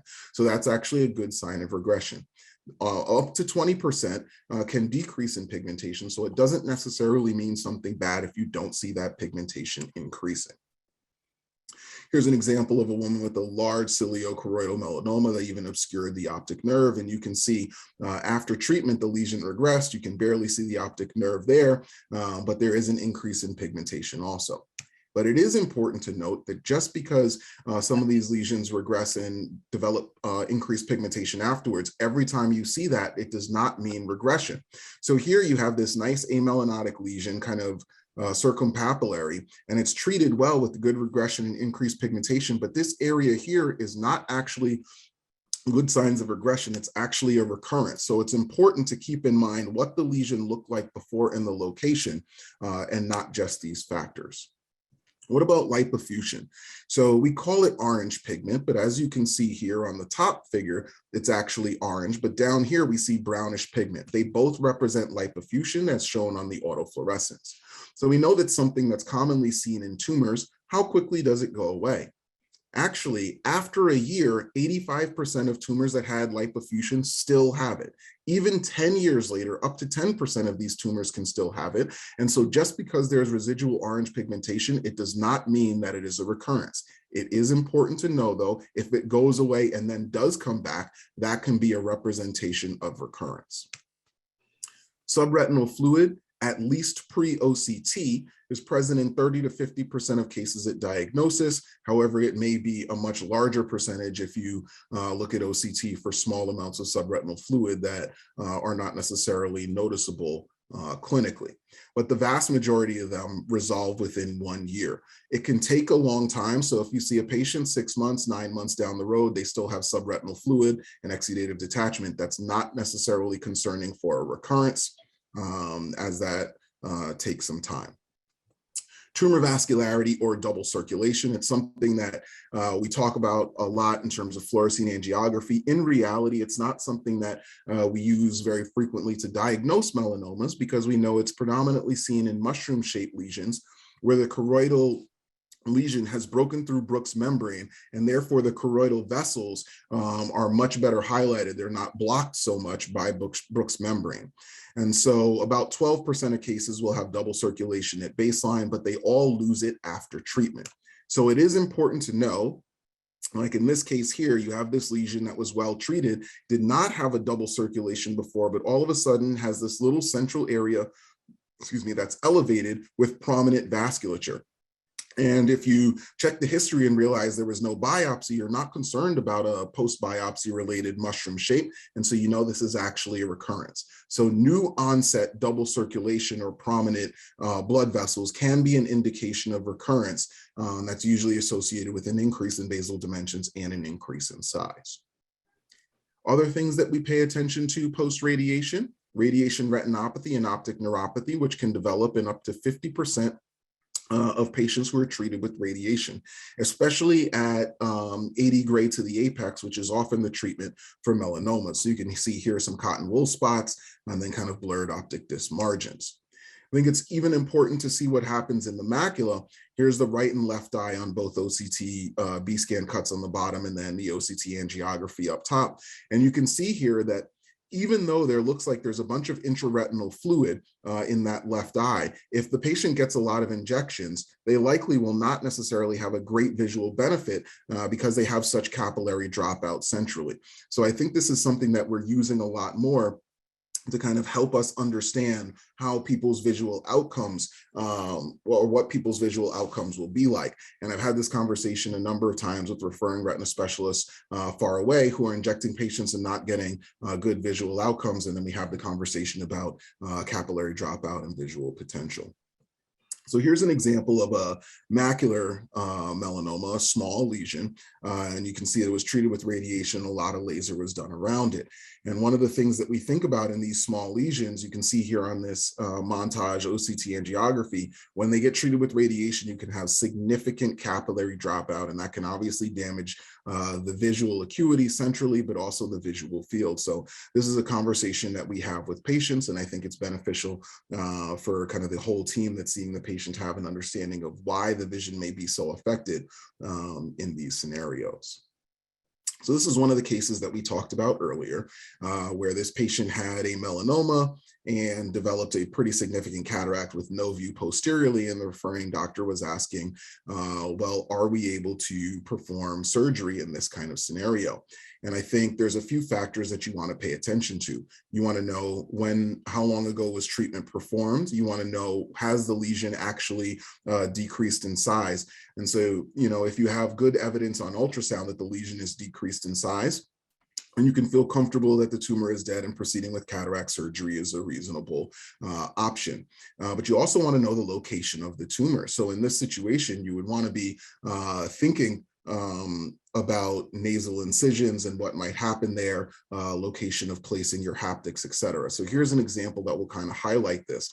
This patient is a 63-year-old woman who had an aerial ciliocoroidal melanoma that's 8 months post-plaque and has no view of the posterior segment, or very, very limited. So you can see kind of in these photos here, number one, there's prominent sentinel vessels in the inferotemporal, bulbar, conjunctiva, and scleral areas. So you can know that's where the lesion was. On gonioscopy, you can actually see that the tumor does invade the angle. And this is actually a picture of what she looked like before the cataract was really prominent. You can see that the melanoma actually rubbed up against the lens. And so when you have a white cataract in this situation and you didn't necessarily see the patient beforehand, I think it's really valuable to know the location of the tumor as you're kind of going in to do your surgery, so you can be aware to avoid certain areas, and then help determining where you want to place your haptics, et cetera. Just so you know, this patient did undergo cataract surgery. Everything was smooth. The bag was actually completely intact. We were concerned about some damage to the zonules, both because of the radiation and mechanically because of the location of the tumor. Fortunately, there were no issues with the surgery, but these are all important factors to consider when you have lesions kind of going into this area and potentially affecting the zonules. So you may say, well, if I don't know this information, maybe I should hold off from surgery. So this is a patient who had an iris melanoma that was treated with a plaque 3 years prior. And she was actually referred to Dr. Snyder because she had some pretty significant transillumination defects. And there was a conversation about doing cataract surgery with an iris prosthesis to prevent her from having all sorts of glare issues. So the patient thought about it for a long time, and after many years ended up developing phacolytic glaucoma and ended up having a bunch of pain and kind of going through those issues as well. So avoiding cataract surgery is not always the best situation either. It's important to kind of do it when it's appropriate and not necessarily let these cataracts hang out for too long. So what other things might you see post-radiation in conversations that I've had with referring doctors? This patient was sent back by an optometrist for potential recurrence after radiation treatment. And they had a superior ciliocoroidal melanoma that was treated with radiation. It was about 7 millimeters thick. And so if you think about that, the radiation is going to be pretty prominent superiorly. And so what's going on here is you have scleral thinning. And so you can see some of the uveal show from where the melanoma was. In fact, it has good tenons and conjunctiva over that area. And so there's nothing that needs to be done about this lesion at this time, but it is important to pay close attention for if there's a change in those scenarios, then you can add scleral patch graft or something along those lines. So here's a patient who is not quite so fortunate, 85 years old with a 12 millimeter thick ciliocoroidal melanoma treated with proton beam radiation. So they came back saying that they were noticing some pigment on their eye. And when you look, actually, you can see that the sclera had significantly worn down. There was no longer tenons or conjunctiva overlying this lesion. And based on the size of it, you can actually see a little bit of the pigment here kind of on the palpebral conjunctiva. This was kind of flaking off pigment regularly. And given the limited visual potential, we did not consider using a scleral patch graft in this situation, but they ultimately went to oculoplastics for eye removal. What other kind of things can you see? So this was a patient that was treated out at UCLA where they place silicone oil at the time of plaque placement to reduce radiation retinopathy. And I only say that to say that post-oil removal, sometimes you can still see some of the oil floating around on ultrasound. And so what happened with this patient? They showed up, and this is the eye that was treated with radiation, it was pretty red and inflamed, and you can see kind of papillae all over the inferior palpebral conjunctiva, and by comparison, the other eye. And so they were sent over because there was concern for potential neovascular glaucoma, et cetera. And what ended up actually happening was this patient had steroid-induced glaucoma, where the steroids were given at the time of plaque, and they were placed on some topical drops. And this turned out to be a reaction to the topical glaucoma drops. And so just because a patient has been treated with radiation, it does not mean that every time they have an issue, it is due to either the tumor or the radiation. And so they actually healed very nicely after switching. The glaucoma drops in their eye turned back white and quiet. A quick example of a patient who had a break in Brooks membrane post-biopsy again. So you can see 35-year-old young woman with a inferior dome-shaped lesion. Post-biopsy, you can still see some blood around that area, and you can see that the tumor still regresses very, very nicely. And even that central mushroom-shaped area, we talked about it, it never completely goes away, but the lesion has flattened out quite significantly. Another patient that I saw that was actually quite a challenging patient, an 82-year-old patient treated with plaque 18 years ago, was having decreased vision over the last 5 months and was stating that there was something going on with their intraocular lens. They had already had cataract surgery, and so they wanted to do something about their lens. In fact, I ended up calling their referring doctor, who had said that the lesion had been completely flat the whole time, and this area of elevation was a significant change from before. And so without that information, I actually saw all of this atrophy around it and thought that this might be a nicely regressed melanoma. And this is a good example of why having information of what things look like most recently can help you understand whether or not there is a recurrence or the lesion has been treated well. Another interaction I had with a referring retina specialist. So this patient has a temporal mid-peripheral melanoma with lipofuscin, not particularly thick. They were treated with a plaque, and they went back to see their referring doctor afterwards. And their referring doctor was like, well, we'll bring them to the operating room because they have a vitreous hemorrhage. And so we have to get that cleared out. The patient called me and I said, well, actually, I would be a little bit patient because sometimes the hemorrhage can clear on its own. And by the 3-month mark, there was near complete resolution of the vitreous hemorrhage. And so I think this is an important conversation to have, that surgery doesn't need to be rushed into, and you can be patient monitoring the size of the lesion by ultrasound, and hemorrhage is not necessarily an indication that the lesion has recurred.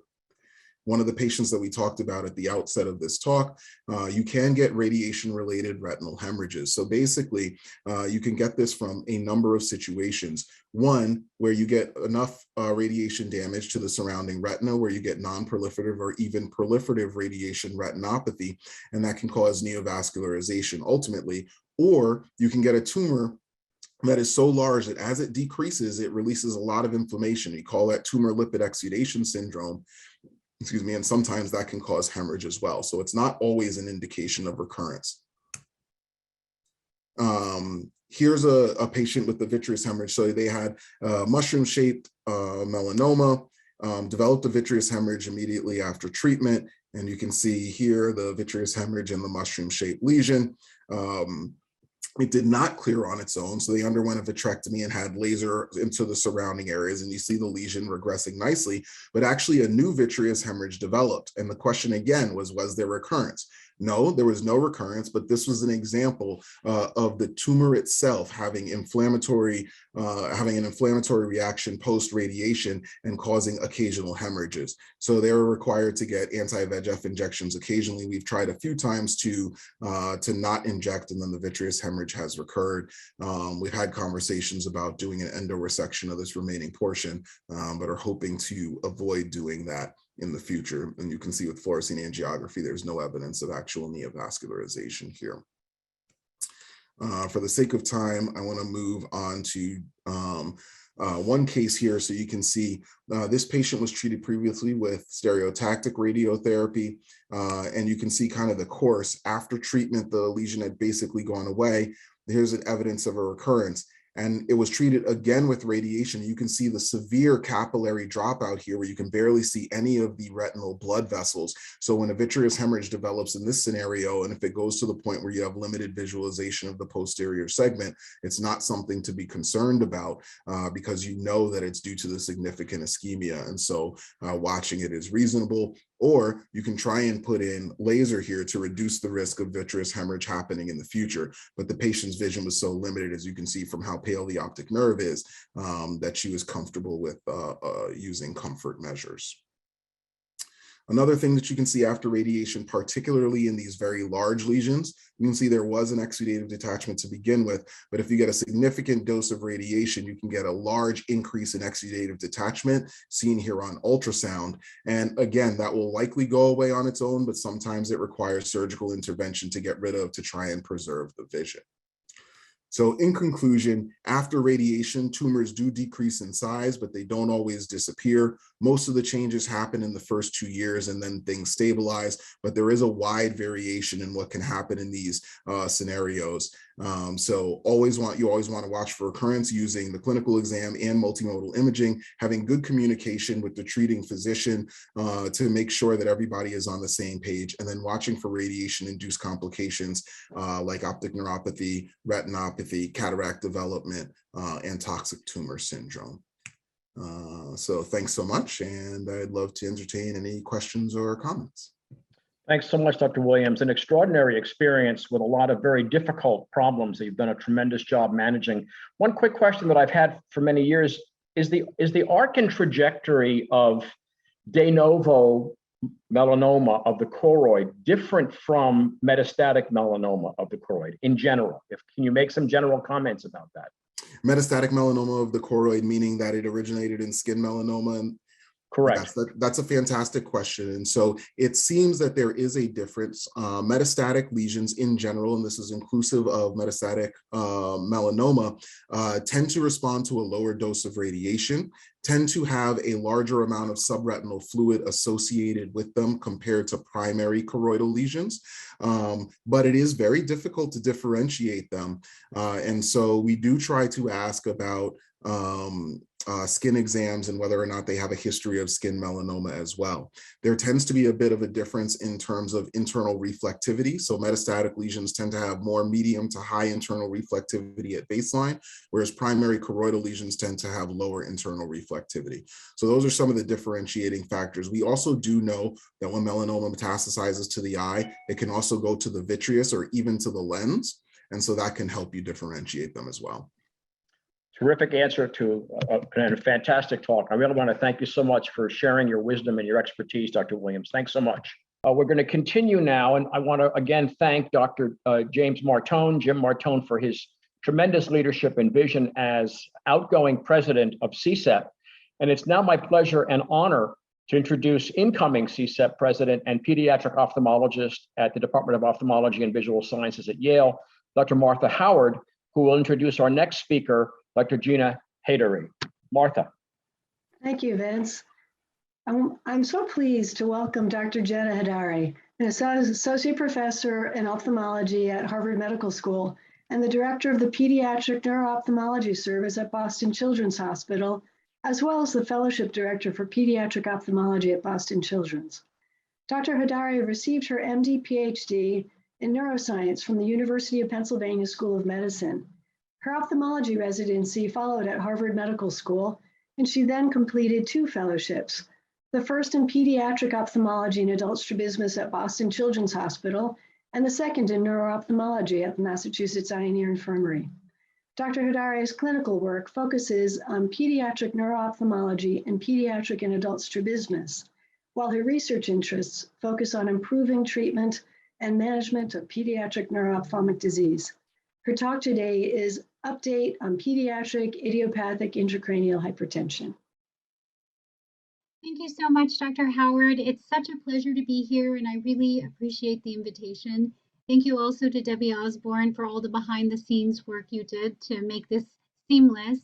I see some faces I know, friends I know, and hopefully new colleagues to come. So yes, I'll be talking about pediatric idiopathic intracranial hypertension. And I have no financial disclosures. Let's see. So I'd like to frame our discussion with a case. This is a 13-year-old who presented to our emergency room with intractable headaches. He had presented to his pediatrician several times over the last 3 weeks, and he was treated for sinusitis. And finally, when he reported diplopia, he was sent to our emergency room. You can see on presentation he already had markedly diminished vision with 2200 vision in the right eye and 20/80 in the left eye. He had some evidence of optic neuropathy with dyschromatopsia on the right, and the diplopia was secondary to a 6th nerve palsy. These are Goldmann visual fields that we often obtain in children as they're often less capable for doing automated perimetry. And on the right and the left, you see characteristics of elevated intracranial pressure or papilledema, namely that there's an enlargement of the blind spot and generalized constriction to the largest eye software tested in each eye. And this is secondary to the disc edema that you see here. It's 360 degrees. You can see some fluid emanating and extending into the fovea in each eye. We don't see any exudates. There are some parapapillary hemorrhages. And this constellation of findings with the headaches, the diplopia, the presumed papilledema, we sent him immediately for neuroimaging and lumbar puncture. So the neuroimaging protocol that we do at Children's includes MRI of the brain and orbits, as well as MRV of the head, all of which were essentially normal. He underwent lumbar puncture, which showed an elevated intracranial pressure. So his diagnosis is IIH, or pseudotumor cerebri. And what I'd like to talk about after we talk about this case is really, what are the pediatric manifestations and how do we manage these patients? So he was started on really a subclinical dose of acetazolamide, and the dose was increased to 750 milligrams twice a day with minimal improvement in his ophthalmic findings. We sent him for a neurosurgical consultation for urgent VP shunt, and they felt that he wasn't a suitable candidate. And so I went forward in collaboration with our oculoplastic specialist to do an optic nerve sheath fenestration. In the last 12 years, I think we've done 2 fenestrations. This is one of the patients. And so that isn't our typical protocol, but he was declining rapidly. And at 4-month follow-up, you can see that his vision is substantially improved. His color vision is improved. And here are the residual deficits that are characteristic of optic atrophy with nasal deficits. But you can see a huge expansion of his visual fields, diffuse optic atrophy in both eyes with some gliosis. So tonight we want to review, is pediatric IIH distinct from the adult version? What are the diagnostic criteria? How do we manage these patients? And how do the patients do? So, IIH in the pediatric population is unique in several ways. The first thing is that in prepubertal patients, there really isn't a predilection for gender. So in this study, there have been several since this time. I'm just going to get my pointer. So in this study that was done at Children's Hospital of Philadelphia, they looked at patients who were prepubertal and postpubertal and analyzed the demographics. So in the prepubertal cohort, there was an equal distribution between boys and girls and really no association with obesity. But with increasing age, the patients tended to be obese and female, which is more the classic body habitus that we associate with the adult form of IIH. I participated in a multi-center retrospective study, which was led by Claire Sheldon at University of Vancouver, where she looked at a larger cohort and found some similar findings. So this is girls and this is boys. And she divided the group into 3 cohorts. And really what you can see is that in the youngest patients, there's pretty much an equal distribution in terms of weight, both with females and males. And then as children get older, there's a higher concentration of obese children who have IIH. And the symptoms and signs are fairly characteristic of what we think about. So there may be position-dependent headaches, there may be pulsatile tinnitus. When there's edema of the optic nerve in different positions because of transient ischemia. We can have transient vision loss, or we call this transient visual obscurations. And then patients may come in with blurry vision and diplopia. I think the important thing to recognize is that children may be completely asymptomatic when they have elevated intracranial pressure. So we have a good number of children who come in, they may be referred after they were seen by their optometrist for optic nerve swelling, and in fact, they end up after the diagnostic workup to have IIH. So when we looked at 86 patients who presented to Boston Children's, we found that this scenario of being asymptomatic was more likely in patients who were younger, and this table doesn't show it, in boys, and also in those who were slender. So the skinny young boys often presented completely asymptomatically, which is important because too often I think children with disc edema are mischaracterized as having pseudopapilledema if they don't have symptoms. So it's important to recognize that patients may be asymptomatic and require a diagnostic workup. So the signs will include decreased vision, visual field deficits, cranial neuropathies, color vision loss, and disc edema. And at our hospital, we, as I mentioned, do MRI of the brain and orbits, as well as MRV of the head.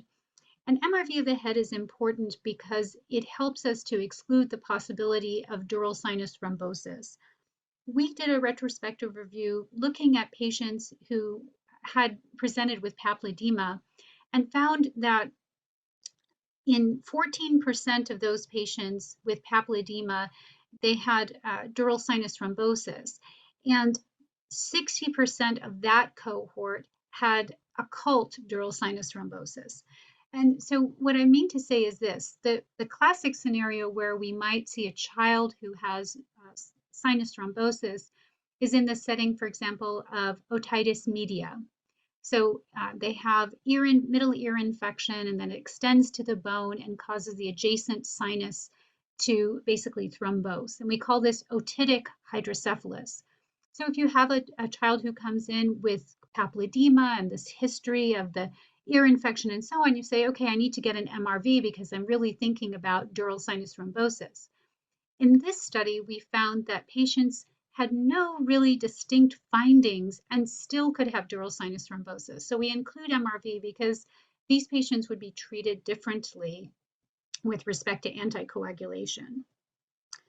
So Mike Brodsky at Mayo Clinic talked about in adult patients that there's some soft signs that you look for radiographically to identify elevated intracranial pressure.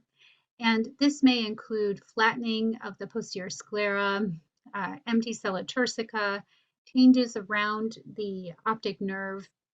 And so we looked at two groups, a control group in patients with IIH and pediatric patients, and found a number of things. So we were able to characterize that these patients had an enlarged, basically perioptic subarachnoid diameter. And when we used a certain cutoff, we really could quite readily distinguish between elevated intracranial pressure and those who had basically no elevation of intracranial pressure. We did find similar things. We saw posterior flattening of the globe. This here is the protrusion of the optic nerve head. And we didn't find that there were features such as skull-base crowding. So our hypothesis was that maybe some patients that we call idiopathic intracranial hypertension may have subclinical craniosynostosis or other disease processes that predispose these patients to elevated ICP, but that wasn't the case. So then the diagnostic assessment requires confirmation by lumbar puncture, and I think this is an important detail which really changed in 2010. So historically, I think the normal threshold for elevated intracranial pressure was set at 20 centimeters of water for pediatric patients. In adults, we often use 25 centimeters of water. And in 2010, a group from Children's Hospital of Philadelphia published a study. They studied about 200 patients, so 197 patients prospectively, and basically said, okay, if we look at the 90th percentile, the cutoff there, what is the threshold? And they found that the threshold for intracranial pressure was 28 centimeters of water.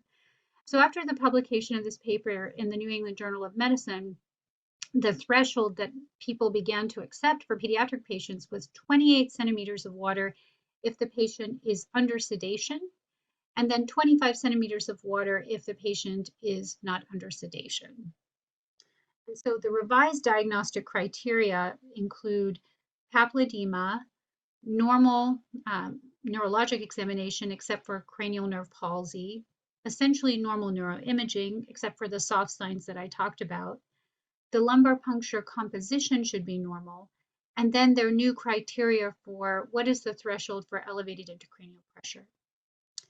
So we use medications predominantly. We usually start with acetazolamide, weight loss when it's relevant, and then surgical interventions when necessary. And historically, the visual outcomes were considered to be quite favorable. So in the mid-'80s, one of my mentors, Simmons Lascelles, published a series of cases sort of identifying that some of our pediatric patients fare very poorly, and we need to reconsider that this isn't benign intracranial hypertension. And more recent reports talk about visual field loss, optic atrophy, and vision loss. And so when I first started at Children's in 2010 as an attending, I looked at the previous 10 years to see how did we fare and how can we do better. We identified 86 patients, many of whom had kind of a delayed presentation. So they had symptoms for almost 3 months, predominantly headache, like this patient who presented a couple of times to his pediatrician. What we found was that 2% of our patients ended up legally blind, a quarter had permanent visual field loss, and about 14% ended up having shunt. A third had repeat LP, and 14% recurred with respect to their IIH. So this has formed the basis for the work that I've done since that time to try to understand how do we improve the quality of our care, what is the natural history of this condition, and do we have better diagnostic tests to understand if our treatment's effective. So let's talk about how do we codify our assessment. When I started, I participated in a process at Boston Children's to develop basically a hospital protocol for how do we triage patients who present with papilledema. And I think this was really important for us because it allowed for better consistency amongst our providers for how do we evaluate patients and treat them. And I developed the papilledema protocol in 2011. And so this protocol has been published, but this is kind of a clinical care algorithm that helps providers basically appreciate more consistently, so what are the details that we want to capture on the ophthalmic examination? And then once we go through the diagnostic workup, how do we triage our patients for more urgent care and what kind of follow-up is necessary? So one of the things that we did was really codify what are the details on the ophthalmic examination that will help inform us at baseline and also moving forward. With respect to better tools to monitor treatment response, we've really focused on how do we utilize OCT to determine treatment efficacy. And I think in the adult population, I think this is equally valuable, but in pediatric patients, it's quite often the case, as you all know, anyone who's seen a child, sometimes you only get a brief glimpse of the nerve, and trying to make a decision about whether the nerve appears improved or not improved and is the acetazolamide working can be difficult. So we looked at, instead of looking at nerve fiber layer thickness, we started to look at optic nerve volume with OCT. And one of the issues is that in the setting of papilledema, there often can be segmentation errors when the machine goes to identify the nerve fiber layer. This doesn't happen really with atrophy. I think it has a better segmentation. Well, it doesn't happen as consistently, but when there's optic nerve edema, segmentation errors happen quite frequently. And so we wanted to evaluate whether we could look at volume as a more useful tool for pediatric patients.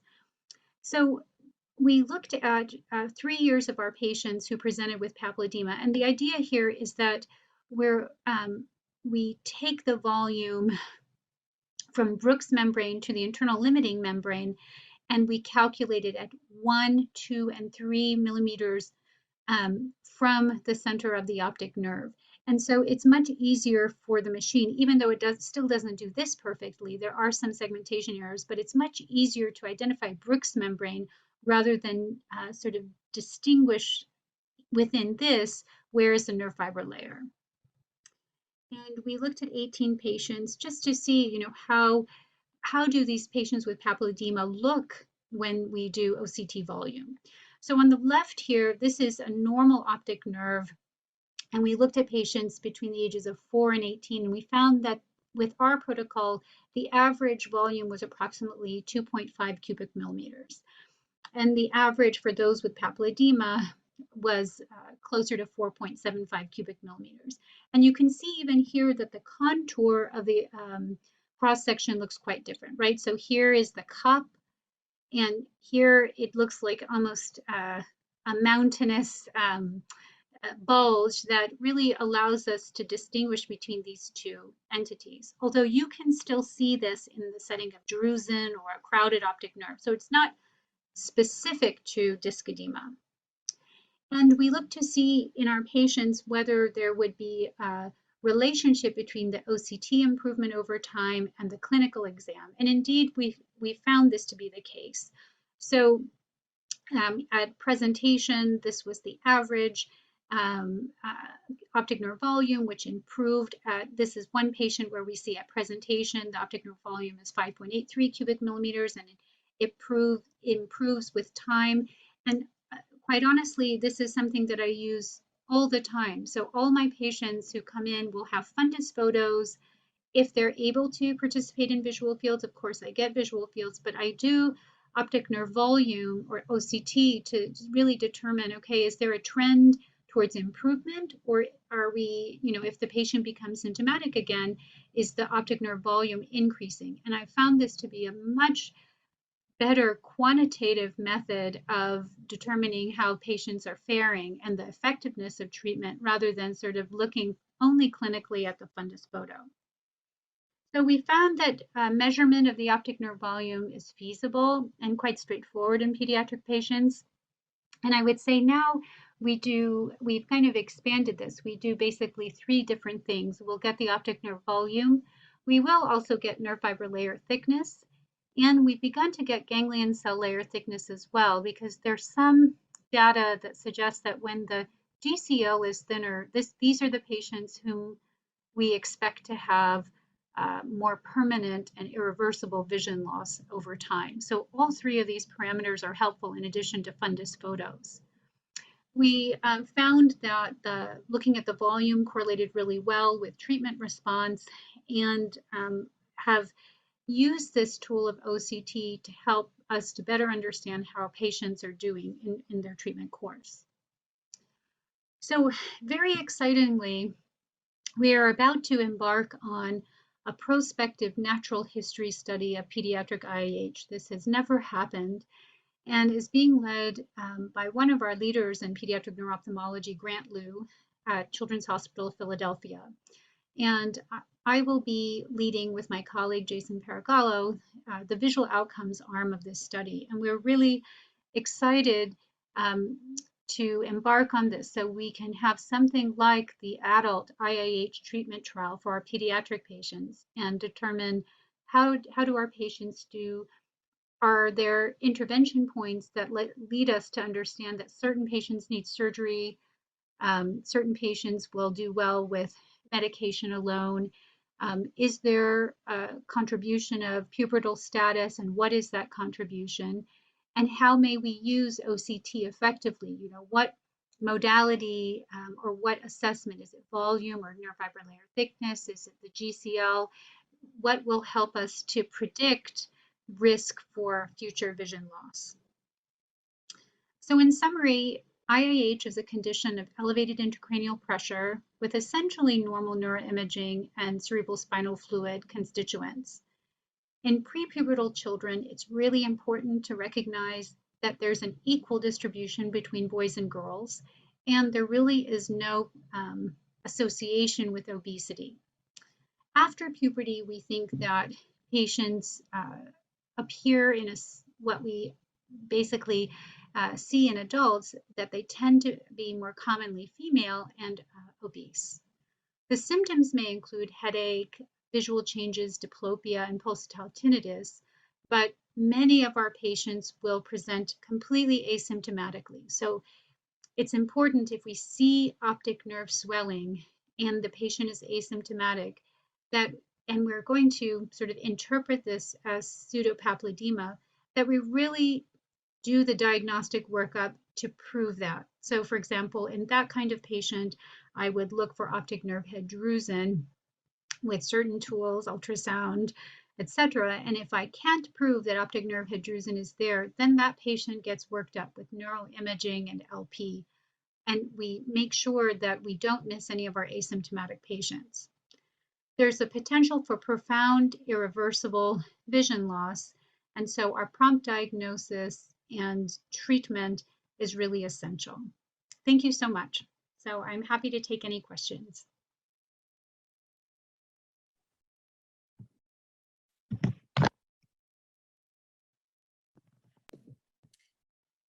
So Go ahead, Martha. Do you have any questions for Gina? Jenna, that was a fabulous talk. Thank you so much.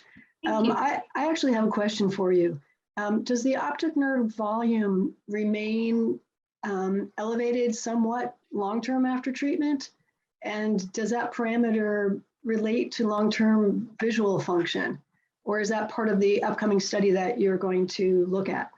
Well, I think that's a great question. I think, so the question is really about, optic nerve volume and how does it relate to long-term treatment. So one thing that has been very surprising to me is that when I see clinically that appears to be no more disc edema, often the volume never returns completely to normal.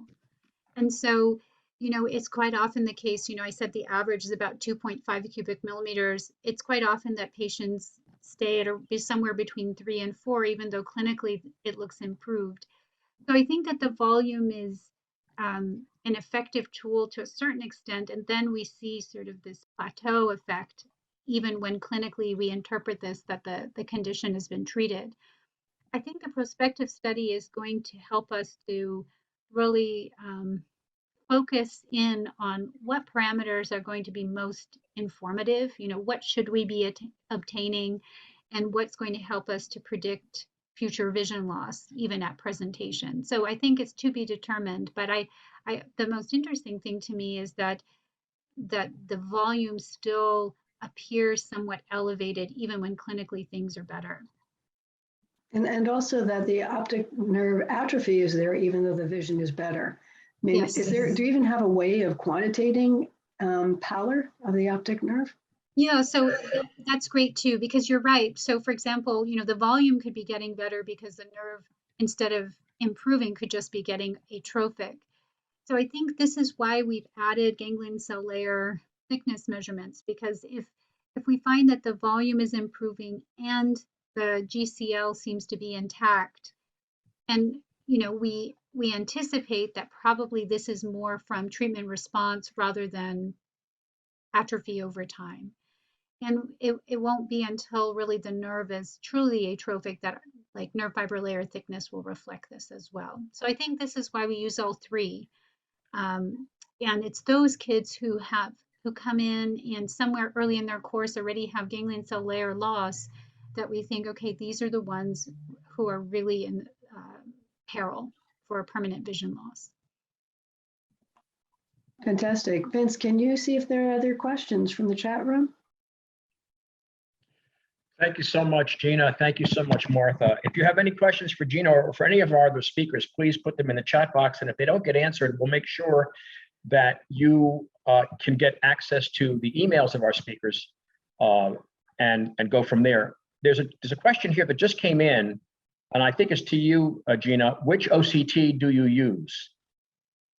Yes, for us, we use the Heidelberg Spectralis, and I think one of them, and I have no vested interest, but what I understand may distinguish it is that it's more amenable to kind of manually correcting segmentation errors, whereas some machines may not allow for that manual resegmentation. So that's been helpful for us because quite often there are errors when it comes to papilledema. Great. Thank you so much, Gina. Thank you so much, Martha. Terrific talk. And so now it's my pleasure and honor to introduce our last CME session speaker, Dr. Christina Weng. Dr. Weng is Associate Professor of Ophthalmology at the Baylor College of Medicine in Houston, where she is the Vitreoretinal Disease and Surgery Fellowship Director. Dr. Weng received her MD and an MBA degree from the University of Michigan. She serves on the boards of the American Society of Retina Specialists, American Society of Cataract and Refractive Surgery, and Women in Ophthalmology.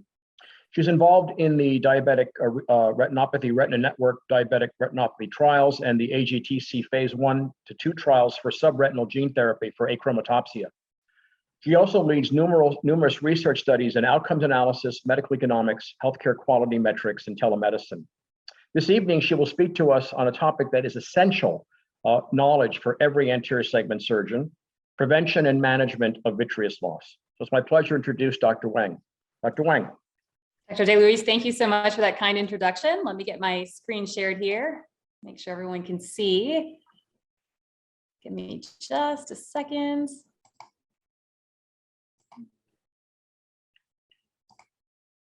Oh, my apologies. I had said associate professor. That's what's on the bio. It says full professor. So congratulations. Thank you so much. That's fresh. I appreciate it. Can everyone see my screen okay? Perfect. And you sound good and your screen is good. Thank you. Okay, awesome. Thank you so much. Thank you to the Connecticut Society of Eye Physicians. Thank you, Dr. DeLuise, for that kind introduction. And also I want to give a shout out to my good friend, Dr. Scott Walter, who I've known for a decade now from our Miami days. Like Dr. DeLuise said, I was thinking about what topic would be of interest, especially since I know I'm capping off the end of the night here after a long program. And I came to the conclusion that vitreous management would probably be something that would hopefully hold your interest for the next half hour. I'm so impressed by how many people are still on the call, so thank you very much. And I was told that most of you in the audience today are anterior segment surgeons, so I thought this would be a nice place of overlap. And before I just get started, one more shout out to Miss Debbie Osborne. Thank you so much, Debbie, for all you've done and your kindness in helping to organize tonight. These are my disclosures and really not relevant directly to the contents of this talk. My other disclosure really is that I'm going to be covering some, debatable subjects tonight. And it doesn't mean that the way I'm going to present or show you is the right technique. That's what's fun about surgery, right? Is that there's a lot of different ways to do it. So if you find yourself doing something a different way, you very well may be just as right. And I'd love to hear your comments or questions at the end of this talk.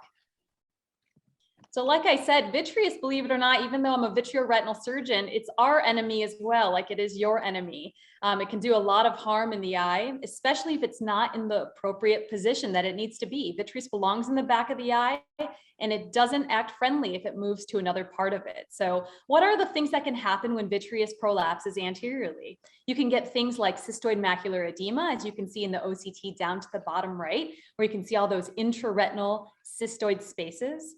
You can have a retinal tear detachment, one of our worst nightmares that can happen, because remember, anytime you're pulling on the vitreous, you're essentially pulling on the retina as well. So we really try to minimize that. You can get endophthalmitis, probably the only thing worse than retinal tear detachment. Endophthalmitis can happen if you have vitreous that's wicking to a wound, for example. For example, look at that picture to the bottom left. You can see pupil peaking. Pupillary peaking usually means that there's a vitreous wick coming to, very commonly, the main corneal wound from your corneal incision. And when that happens, it acts like a conduit to the external world. And that's how you can get things like infection. And finally, blurred vision. If it's moving out of place, just the optical clarity of it can really be disturbing to the patients, and they can actually have blurry vision. The vitreous we like to oversimplify when we talk about sometimes. I mean, it is only essentially 3 components, right? It's water mostly, type 2 collagen, hyaluronic acid, but the structure of it, the position, is actually really complex. I want you to take a look at that figure to the top right there. It's not just a blob of gel in the back of the eye. There's lots of intricacies there, and I've highlighted a couple of those that I want to point out. For example, it sits in a bag. It's not just loose, right? It's in a bag, and the front part of that bag is called the anterior hyaloid. That sits really just behind the lens. There's a tiny space between the lens and the anterior hyaloid face called the space of Berger, also known as Berger's space. That's important. And then also another structure I want to point out is the vitreous base. Remember, the vitreous base straddles the oral serrata about 2 millimeters anteriorly, 4 millimeters posteriorly. And what's important about the vitreous base is that the adhesions between vitreous and the underlying retina are especially tight in that area.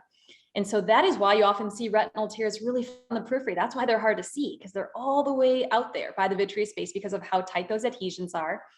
But the other reason I want to point it out to you as primarily an anterior segment surgeon audience is because a lot of the things that you might do, especially if you come upon a more complicated case, such as a secondary IOL, or if bag happens to be broken during cataract surgery, you'll be working in that space very closely. And that puts that area of retina especially at risk. So I want to discuss today in the next 20 minutes or so, and I'll leave some time at the end for questions, but 3 common scenarios that you probably have all encountered at one point or another, some of them more frequently than others.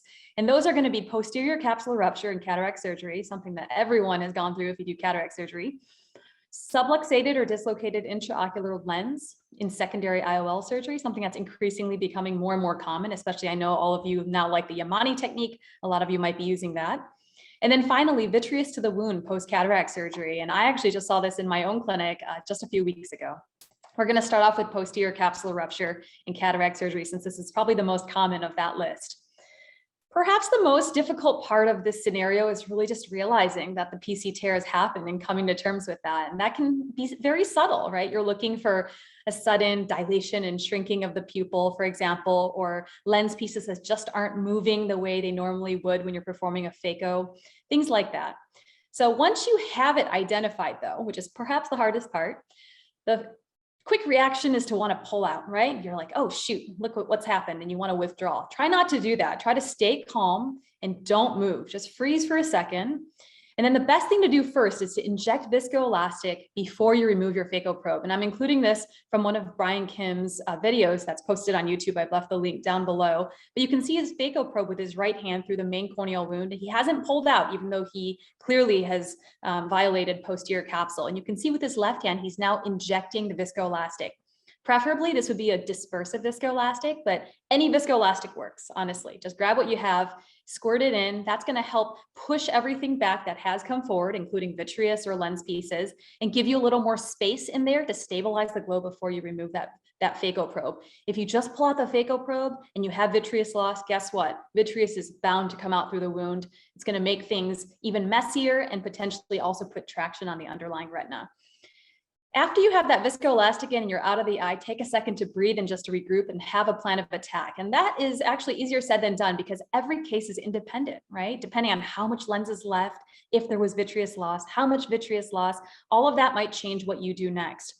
But in general, I'm going to go through these steps. You want to take that moment while you have a stable globe to go ahead and set up your vitrectomy instrumentation so that it's ready to go. And that oftentimes takes the room to be changed over a little bit. Your nurses might have to grab some new instruments, et cetera.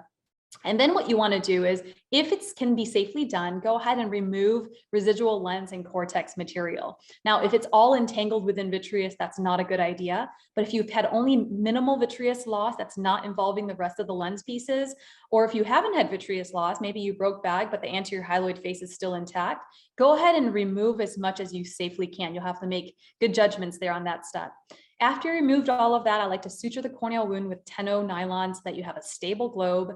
And then you'll want to go through your paracentesis and inject triamcinolone. Triamcinolone is like your best friend in these cases, as you know, because even for a vitreoretinal surgeon, vitreous can be really hard to see. It's optically clear. When you only have a small strand, you may not see it very easily. This is going to help you not miss vitreous. I like to dilute it about 1 to 3 with BSS. That way it's not too chunky. If it is, then it gets hard to see anything at all. So 1 to 3 provides a really nice ratio for you to do that. And then people, we're going to talk about this a lot, but there's different ways of performing anterior vitrectomy. That's going to be your next step. Again, we'll go into detail on the next few slides about that. I'm going to skip that for a second. A lot of people ask me, should I put an IOL in? If I've broken bag, or maybe there's a lens piece that's fallen into the vitreous cavity, should I leave the patient aphakic and do it as a secondary procedure? And I think most retina surgeons would tell you, go ahead and put the IOL in. There's no harm in doing that for most cases, as long as you have sufficient support, of course. So go ahead and do that either in the bag if there's enough support, or in the sulcus, probably better yet, a 3-piece. And then, believe it or not, I recommend putting in more triamcinolone, just to confirm that there's no residual vitreous. Like I said, it can be really hard to see every strand, and the strands are going to want to continue to come out of those wounds as you go in and out with different instruments. Finally, I recommend injecting acetylcholine, myocol, to constrict down the pupil. That will do a couple of things. It'll help hold any vitreous back if there is vitreous loss. And second of all, it'll help highlight any pupillary peaking. If you have vitreous that's wicking to a wound, you're going to see that a lot easier if you have a pupil that's constricted. If you've opened up any of the wounds, or even if you close your main wound, still go ahead and suture your paracenteses. Why do you ask? Because you may have transient gaping. And while under usual circumstances, that wouldn't matter, anytime you have vitreous loss, if you provide any sort of pressure gradient, it's going to want to follow the path of least resistance. And so even a slight gaping of the paracenteses when you're closing up can cause vitreous to come forward. So that's why I like suturing all the wounds in complicated cases like these. And finally, referring to retina if it's indicated. Everyone feels differently about that. Some of my anterior segment colleagues always refer to retina if they happen to rupture posterior capsule. Others only do so if there's a large chunk of nucleus that's fallen to the back that's likely going to need to be lensectomized. You make the best judgment about that, but we're always happy to see them, of course. All right, so we're going to focus, like I said, on the anterior vitrectomy portion. And this is where there can be a lot of debate. And I welcome, I'm sure there are people in the virtual audience tonight who do it all of these 3 ways. There's basically 3 approaches that you can take. One is through the corneal limbus. One is through the sclera at the pars plana, and the other is also through the pars plana, but using trocar cannula instead, some of our instruments that we use every day for vitrectomy. All of these have advantages and disadvantages. For example, let's focus on the corneal limbus approach. The corneal limbus approach, of course, it's familiar territory for anterior segment surgeons. It avoids posterior manipulation, which is an advantage for sure.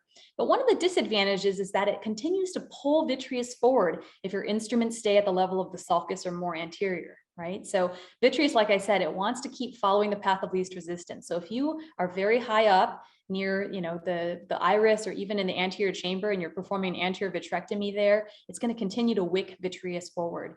Additionally, if you have a small capsular rhexis, you can actually cause trauma to the iris or the remaining capsule if you're trying to stay more posterior, which would be beneficial in pulling the vitreous back, but also that's something that definitely can happen.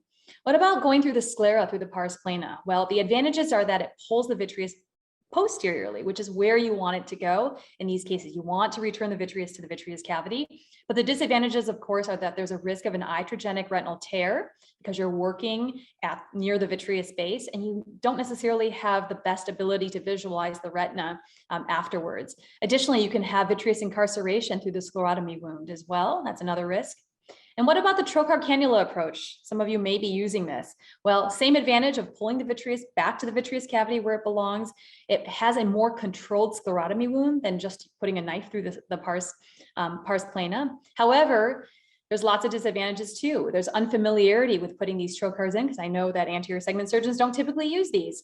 What about the transient elevation of pressure when you're placing the trocars? Do you know how high the pressure goes when we insert our trocars for our vitrectomy? It can get up to the 70s.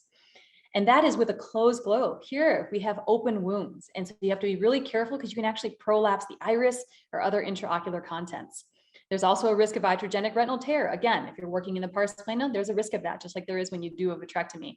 And finally, of course, you're gonna have an added cost from opening up the trocar cannula. So those are the pros and cons of each of them. Now, let me share with you what I like to do. I prefer a posterior approach. So either the second row or the third row, going through the pars plana is what I think is best, because I think it's great to pull the vitreous posteriorly. So we're going to go through some of the concepts here in just a second. I'll show you some videos as well. But I really like the schematic from Uday Devgan.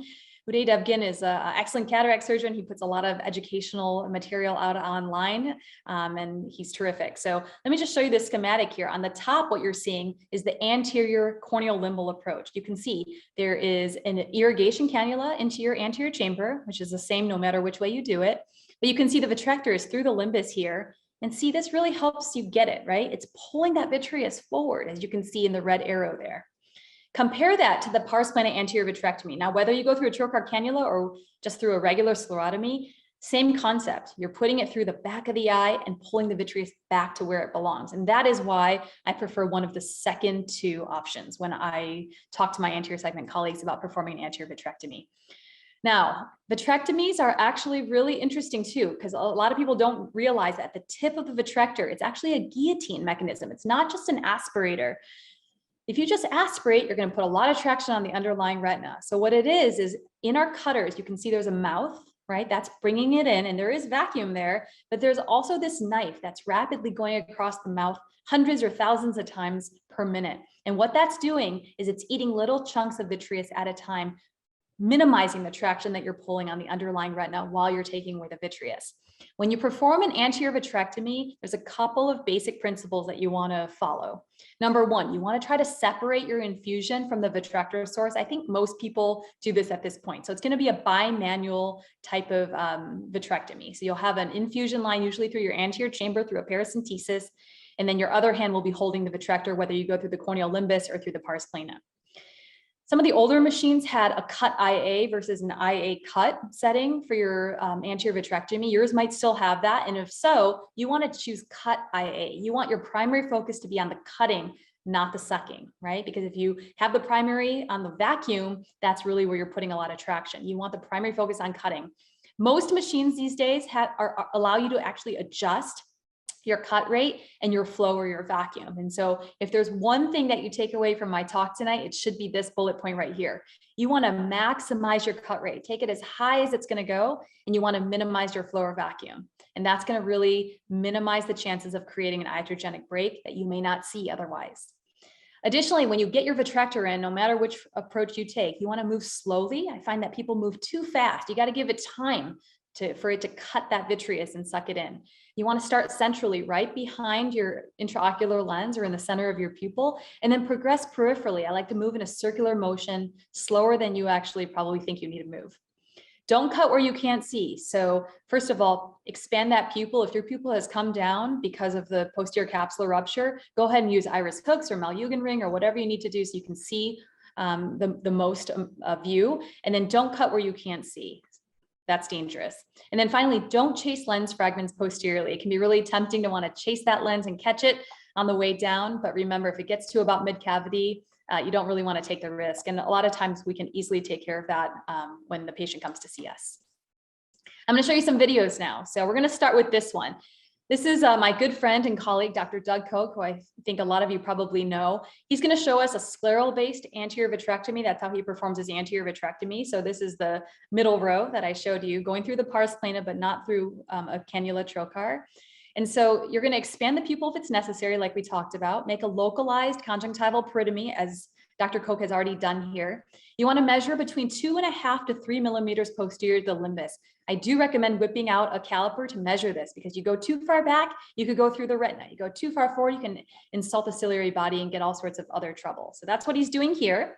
I'm going to go ahead and play the video. You can see him measuring 2.5 millimeters back, taking an MVR blade. You want to keep that angle near parallel to the iris when you're going in. Look at him as a clean incision, expanding it just a little bit. That way he doesn't have to struggle. And then his infusion is going through the anterior chamber, through the paracentesis, and then you can see his vitrector moving slowly in a circular motion behind the intraocular lens that he's already placed. That's perfect. And then once you're done, you just pull out slowly and suture that sclerotomy up. You can use 7/0 Vicryl to suture up the sclera. All right.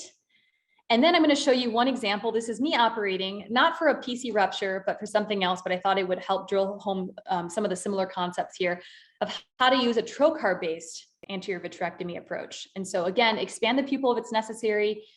When you're putting in these trocars, you don't necessarily have to open up the conjunctiva. What I like to do, displace the conjunctiva and secure the globe using your forceps. So that's what I'm doing here. On the back of the trocar end, there's little markings that will show you 3 millimeters and 4 millimeters posterior to the limbus. You'll see me marking with that in just a second. You'll see me grabbing that. See those little markers? That's how you know how far back to go. And then you're going to bevel about 45 degrees, go halfway through the sclera, and then you'll see me turn it abruptly to a 90-degree angle and perpendicularly enter. And you'll see you want to firmly enter. So halfway and then in. And that way it helps to close those wounds too on your way out. So ignore my infusion line because you'll have something through your anterior chamber. You can also ignore my light pipe. You're just going to be concentrating on my right hand there. That's the vitrector. This is not an IOL case. Like I said, this is a dislocated trauma case, dislocated lens, but same concept. You can see me moving nice and circular right behind the lens to remove that vitreous. I also like depressing at the sulcus like this to remove any residual capsular material or Summering's ring. That works really nicely too if you happen to be already performing an anterior vitrectomy. And then after that, you can just remove the cannula. A lot of times these will self-seal, but again, for cases like this, I generally recommend suturing, and I actually suture most of my sclerotomies even as a retina surgeon for normal indications for vitrectomy.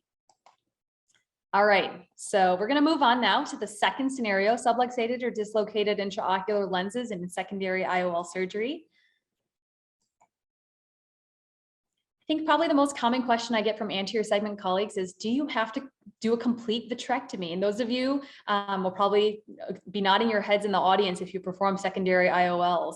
And there's a lot of debate about this right now. I would say if the IOL has been dislocated and it's significantly posterior, either on the retina or in the mid-vitreous cavity, then of course you need to involve a retina colleague to help get all the vitreous out. Complicated part is that otherwise, let's say the IOL is just slightly dislocated, it's just in the vitreous, but maybe resting on the anterior hyaloid. There's otherwise no clear evidence available. What do I prefer though? I prefer a combined approach. And of course I'm biased about that, but I like having a complete vitrectomy in these cases because I've seen my anterior segment colleagues work, and I know there's a lot of manipulation that occurs near the vitreous base during these secondary IOL cases. And because you really can't see, because you're not back there, you can't see all the small tears that could be forming. I think it's safer just to get all the vitreous out of the way. That way you don't have to worry about traction. You have a lot of room to move and work. So that's my thought. But if you only pursue an anterior vitrectomy, which again is not wrong, again, you want to follow the earlier principles we discussed. First of all, if you see an IOL slightly dislocated posteriorly, very tempting to grab it with forceps and yank it out, get it out of the way before you start any of your surgery. I don't recommend that at all because you never know how tangled and vitreous it could be. Instead, what I recommend is to grasp the IOL with forceps as if you were prepared to remove it, but then use the vitrector to remove the vitreous around it, particularly behind it. That's really where it's going to be potentially trapped and entangled with vitreous. You also want to pay close attention to the haptics. The haptics are great at grabbing onto vitreous gel. You want to try to free it up, mobilize it before you pull it out of the eye. And like I showed you in that last case, you can also depress around the sulcus to remove any residual capsule or Summering's ring. Or if it's around the IOL, you can use your vitrector to remove it at the same time. And I'm going to show you some videos about that in just a second. And then I like to move the IOL to the anterior chamber in preparation for explantation or rescue. And finally, after you remove it to the anterior chamber, you want to go back in to remove as much anterior vitreous as safely possible. So again, I'm going to show you a couple of videos here. This is a case where I'm explanting an intraocular lens. You'll see me grab it with retina forceps. You can use whatever forceps you like. But I'm grasping it and then using the cutter to remove the vitreous from behind the IOL. So I'm grasping it here, not pulling it out, even though it's tempting to do that. And I'm using that cutter in my left hand. You don't have to go through a trocar, you could go through a sclerotomy, just like I showed you earlier. Removing that vitreous, removing that Summering's ring, removing that residual capsule. And then I mobilize it into the anterior chamber and it's nice and free, not dragging vitreous with it, not putting traction on the underlying retina. All right, one more here. This is me, again, similar situation, but using the vitrector to remove Summering's ring. It's beneficial because then you don't have a lot of particles falling to the back afterwards. And sometimes the Summering's ring is so bulky that you may not have enough room to even get it out. So it's nice to be able to remove it while you're still behind the iris, and it causes less trauma when you're mobilizing into the anterior chamber as well. So here we go. I'm grasping the IOL with my forceps. As you can see right there, I like to grasp the optic, gives you nice stability. With my right hand, it's with the vitrector now, I'm using it to remove that Summering's ring.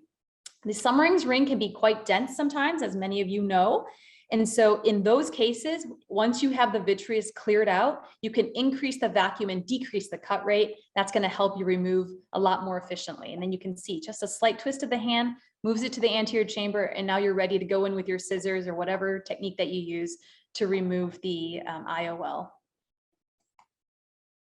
The last scenario I want to finish off with is vitreous to the wound post-cataract surgery. So this is a case I saw just a couple of weeks ago in my county clinic here. So vitreous to the wound is not uncommon. So what are the signs you look for? Look for a peaked pupil after a surgery, especially one with vitreous loss, although not always, and vitreous can still find its way forward through loose zonules, for example. After you find that you have vitreous to the wound, the first thing you want to do is confirm that there's no retinal pathology, for example, detachments, endophthalmitis, cystoid macular edema. Get an OCT just to be sure. You can see in this Optos photos, this is a really interesting case here. This is a patient who was, I think, a week out from cataract surgery where there was vitreous loss. And you can see a horseshoe tear down there at about 7 o'clock where the arrow is pointing. And that happens to be exactly the meridian where the corneal wound was. And that's where the vitreous wick had come out forward to. You can see there really is traction that can happen when gel moves forward, and it evidently just pulled on the retina in such a way that created that small horseshoe tear. And luckily we were able to laser that right in clinic, and the patient's doing great. But those are the types of subtle things that can happen with vitreous loss. How do you manage vitreous to the wound?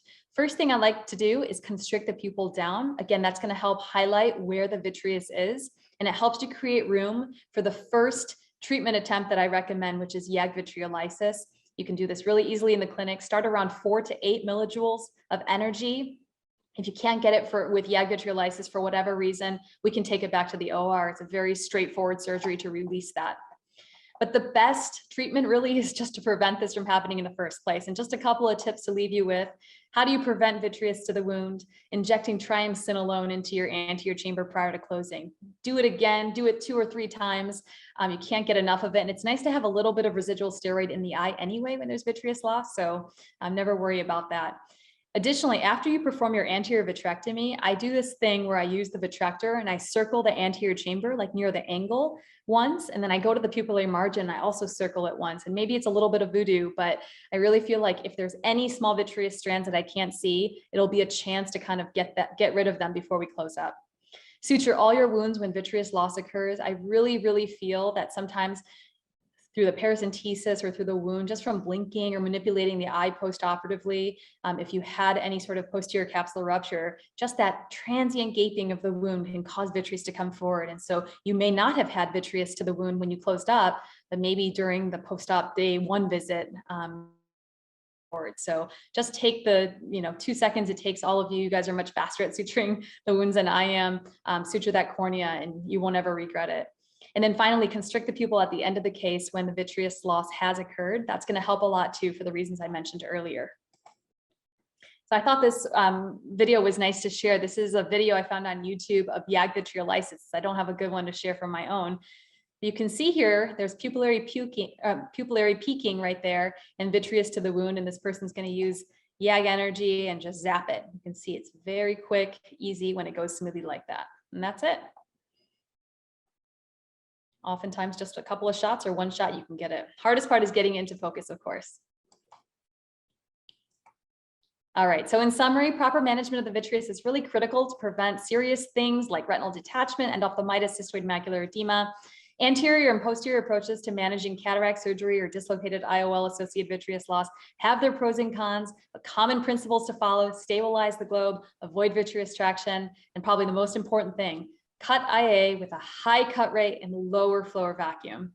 And then finally, if vitreous to the wound is discovered post-operatively, consider YAG vitreolysis. Thank you so much, Christina. That was terrific. You make it sound easy. You've given us a terrific process and narrative, but we all know how difficult and traumatic the moment is when it happens to all of us. So thank you so much for sharing your wisdom on how to take care of it. We have 3 questions that I can really actually combine into one set of questions, which is Triessence is on back order. Yes. We can't get it for a few months. Yes. If you want to have your own triamcinolone acetonide formulated yourself, what concentration would you use and how do you make sure it's non-preserved? And my question as a as a cornea person also, what do you think about the fact that Triessence doesn't have BAK or sorbic acid or EDTA, but it has some other excipients, of course, to keep it from being unable to be used? How does that all work out for you? Yeah, that is an excellent question. And trust me, as a retina doctor right now, using steroids for things like DME and CME, it's been really frustrating not having Triessence. I heard that the back order is going to last for quite a while, probably the rest of the year. So we all have to be prepared. To tell you the truth, because I have worked at a lot of different county facilities, I'm very comfortable and used to using Kenalog. That is, of course, not preservative free. It has preservatives. And of course, it's, it's not indicated, it's not approved for intraocular use, but I'll tell you, I've used it for, my entire career now. And I have not had an issue with Kenalog. And so that is what I use in the operating rooms. I use the 40 milligram per milliliter concentration, which is what it comes in. And what you do is you mix 3 parts BSS and 1 part of the triamcinolone. I usually do 1 cc and 3 cc's and mix it all together in just a cap or a small bucket. And that works really wonderfully well. I think you always have to worry, and I totally understand there's a medical legal portion, of course, a medical portion when you're using something off label like that. But I'll tell you that a lot of us use it routinely, and we're not leaving a large amount in the eye. You're rinsing most of this out. And so, I've not had an issue, knock on wood, to date. Of course, my preference is Triessence because it is, on label for that use and preservative free, just like you were mentioning. But, in these times, if we don't have other options, that is an option. You can also ask your local compounding pharmacy for them to mix something up for you to compound that. But of course, that has a lot of logistical challenges as well. Wish I had a better answer. It's a terrific answer, and it's what we have to do right now until Triessence comes back into play. Yeah. Are there any other questions for Dr. Wang regarding vitreous loss and anterior segment surgery management of that? Okay, well, thank you, Christina, very much for sharing your wisdom and experience with us. Thanks so much for being here this evening.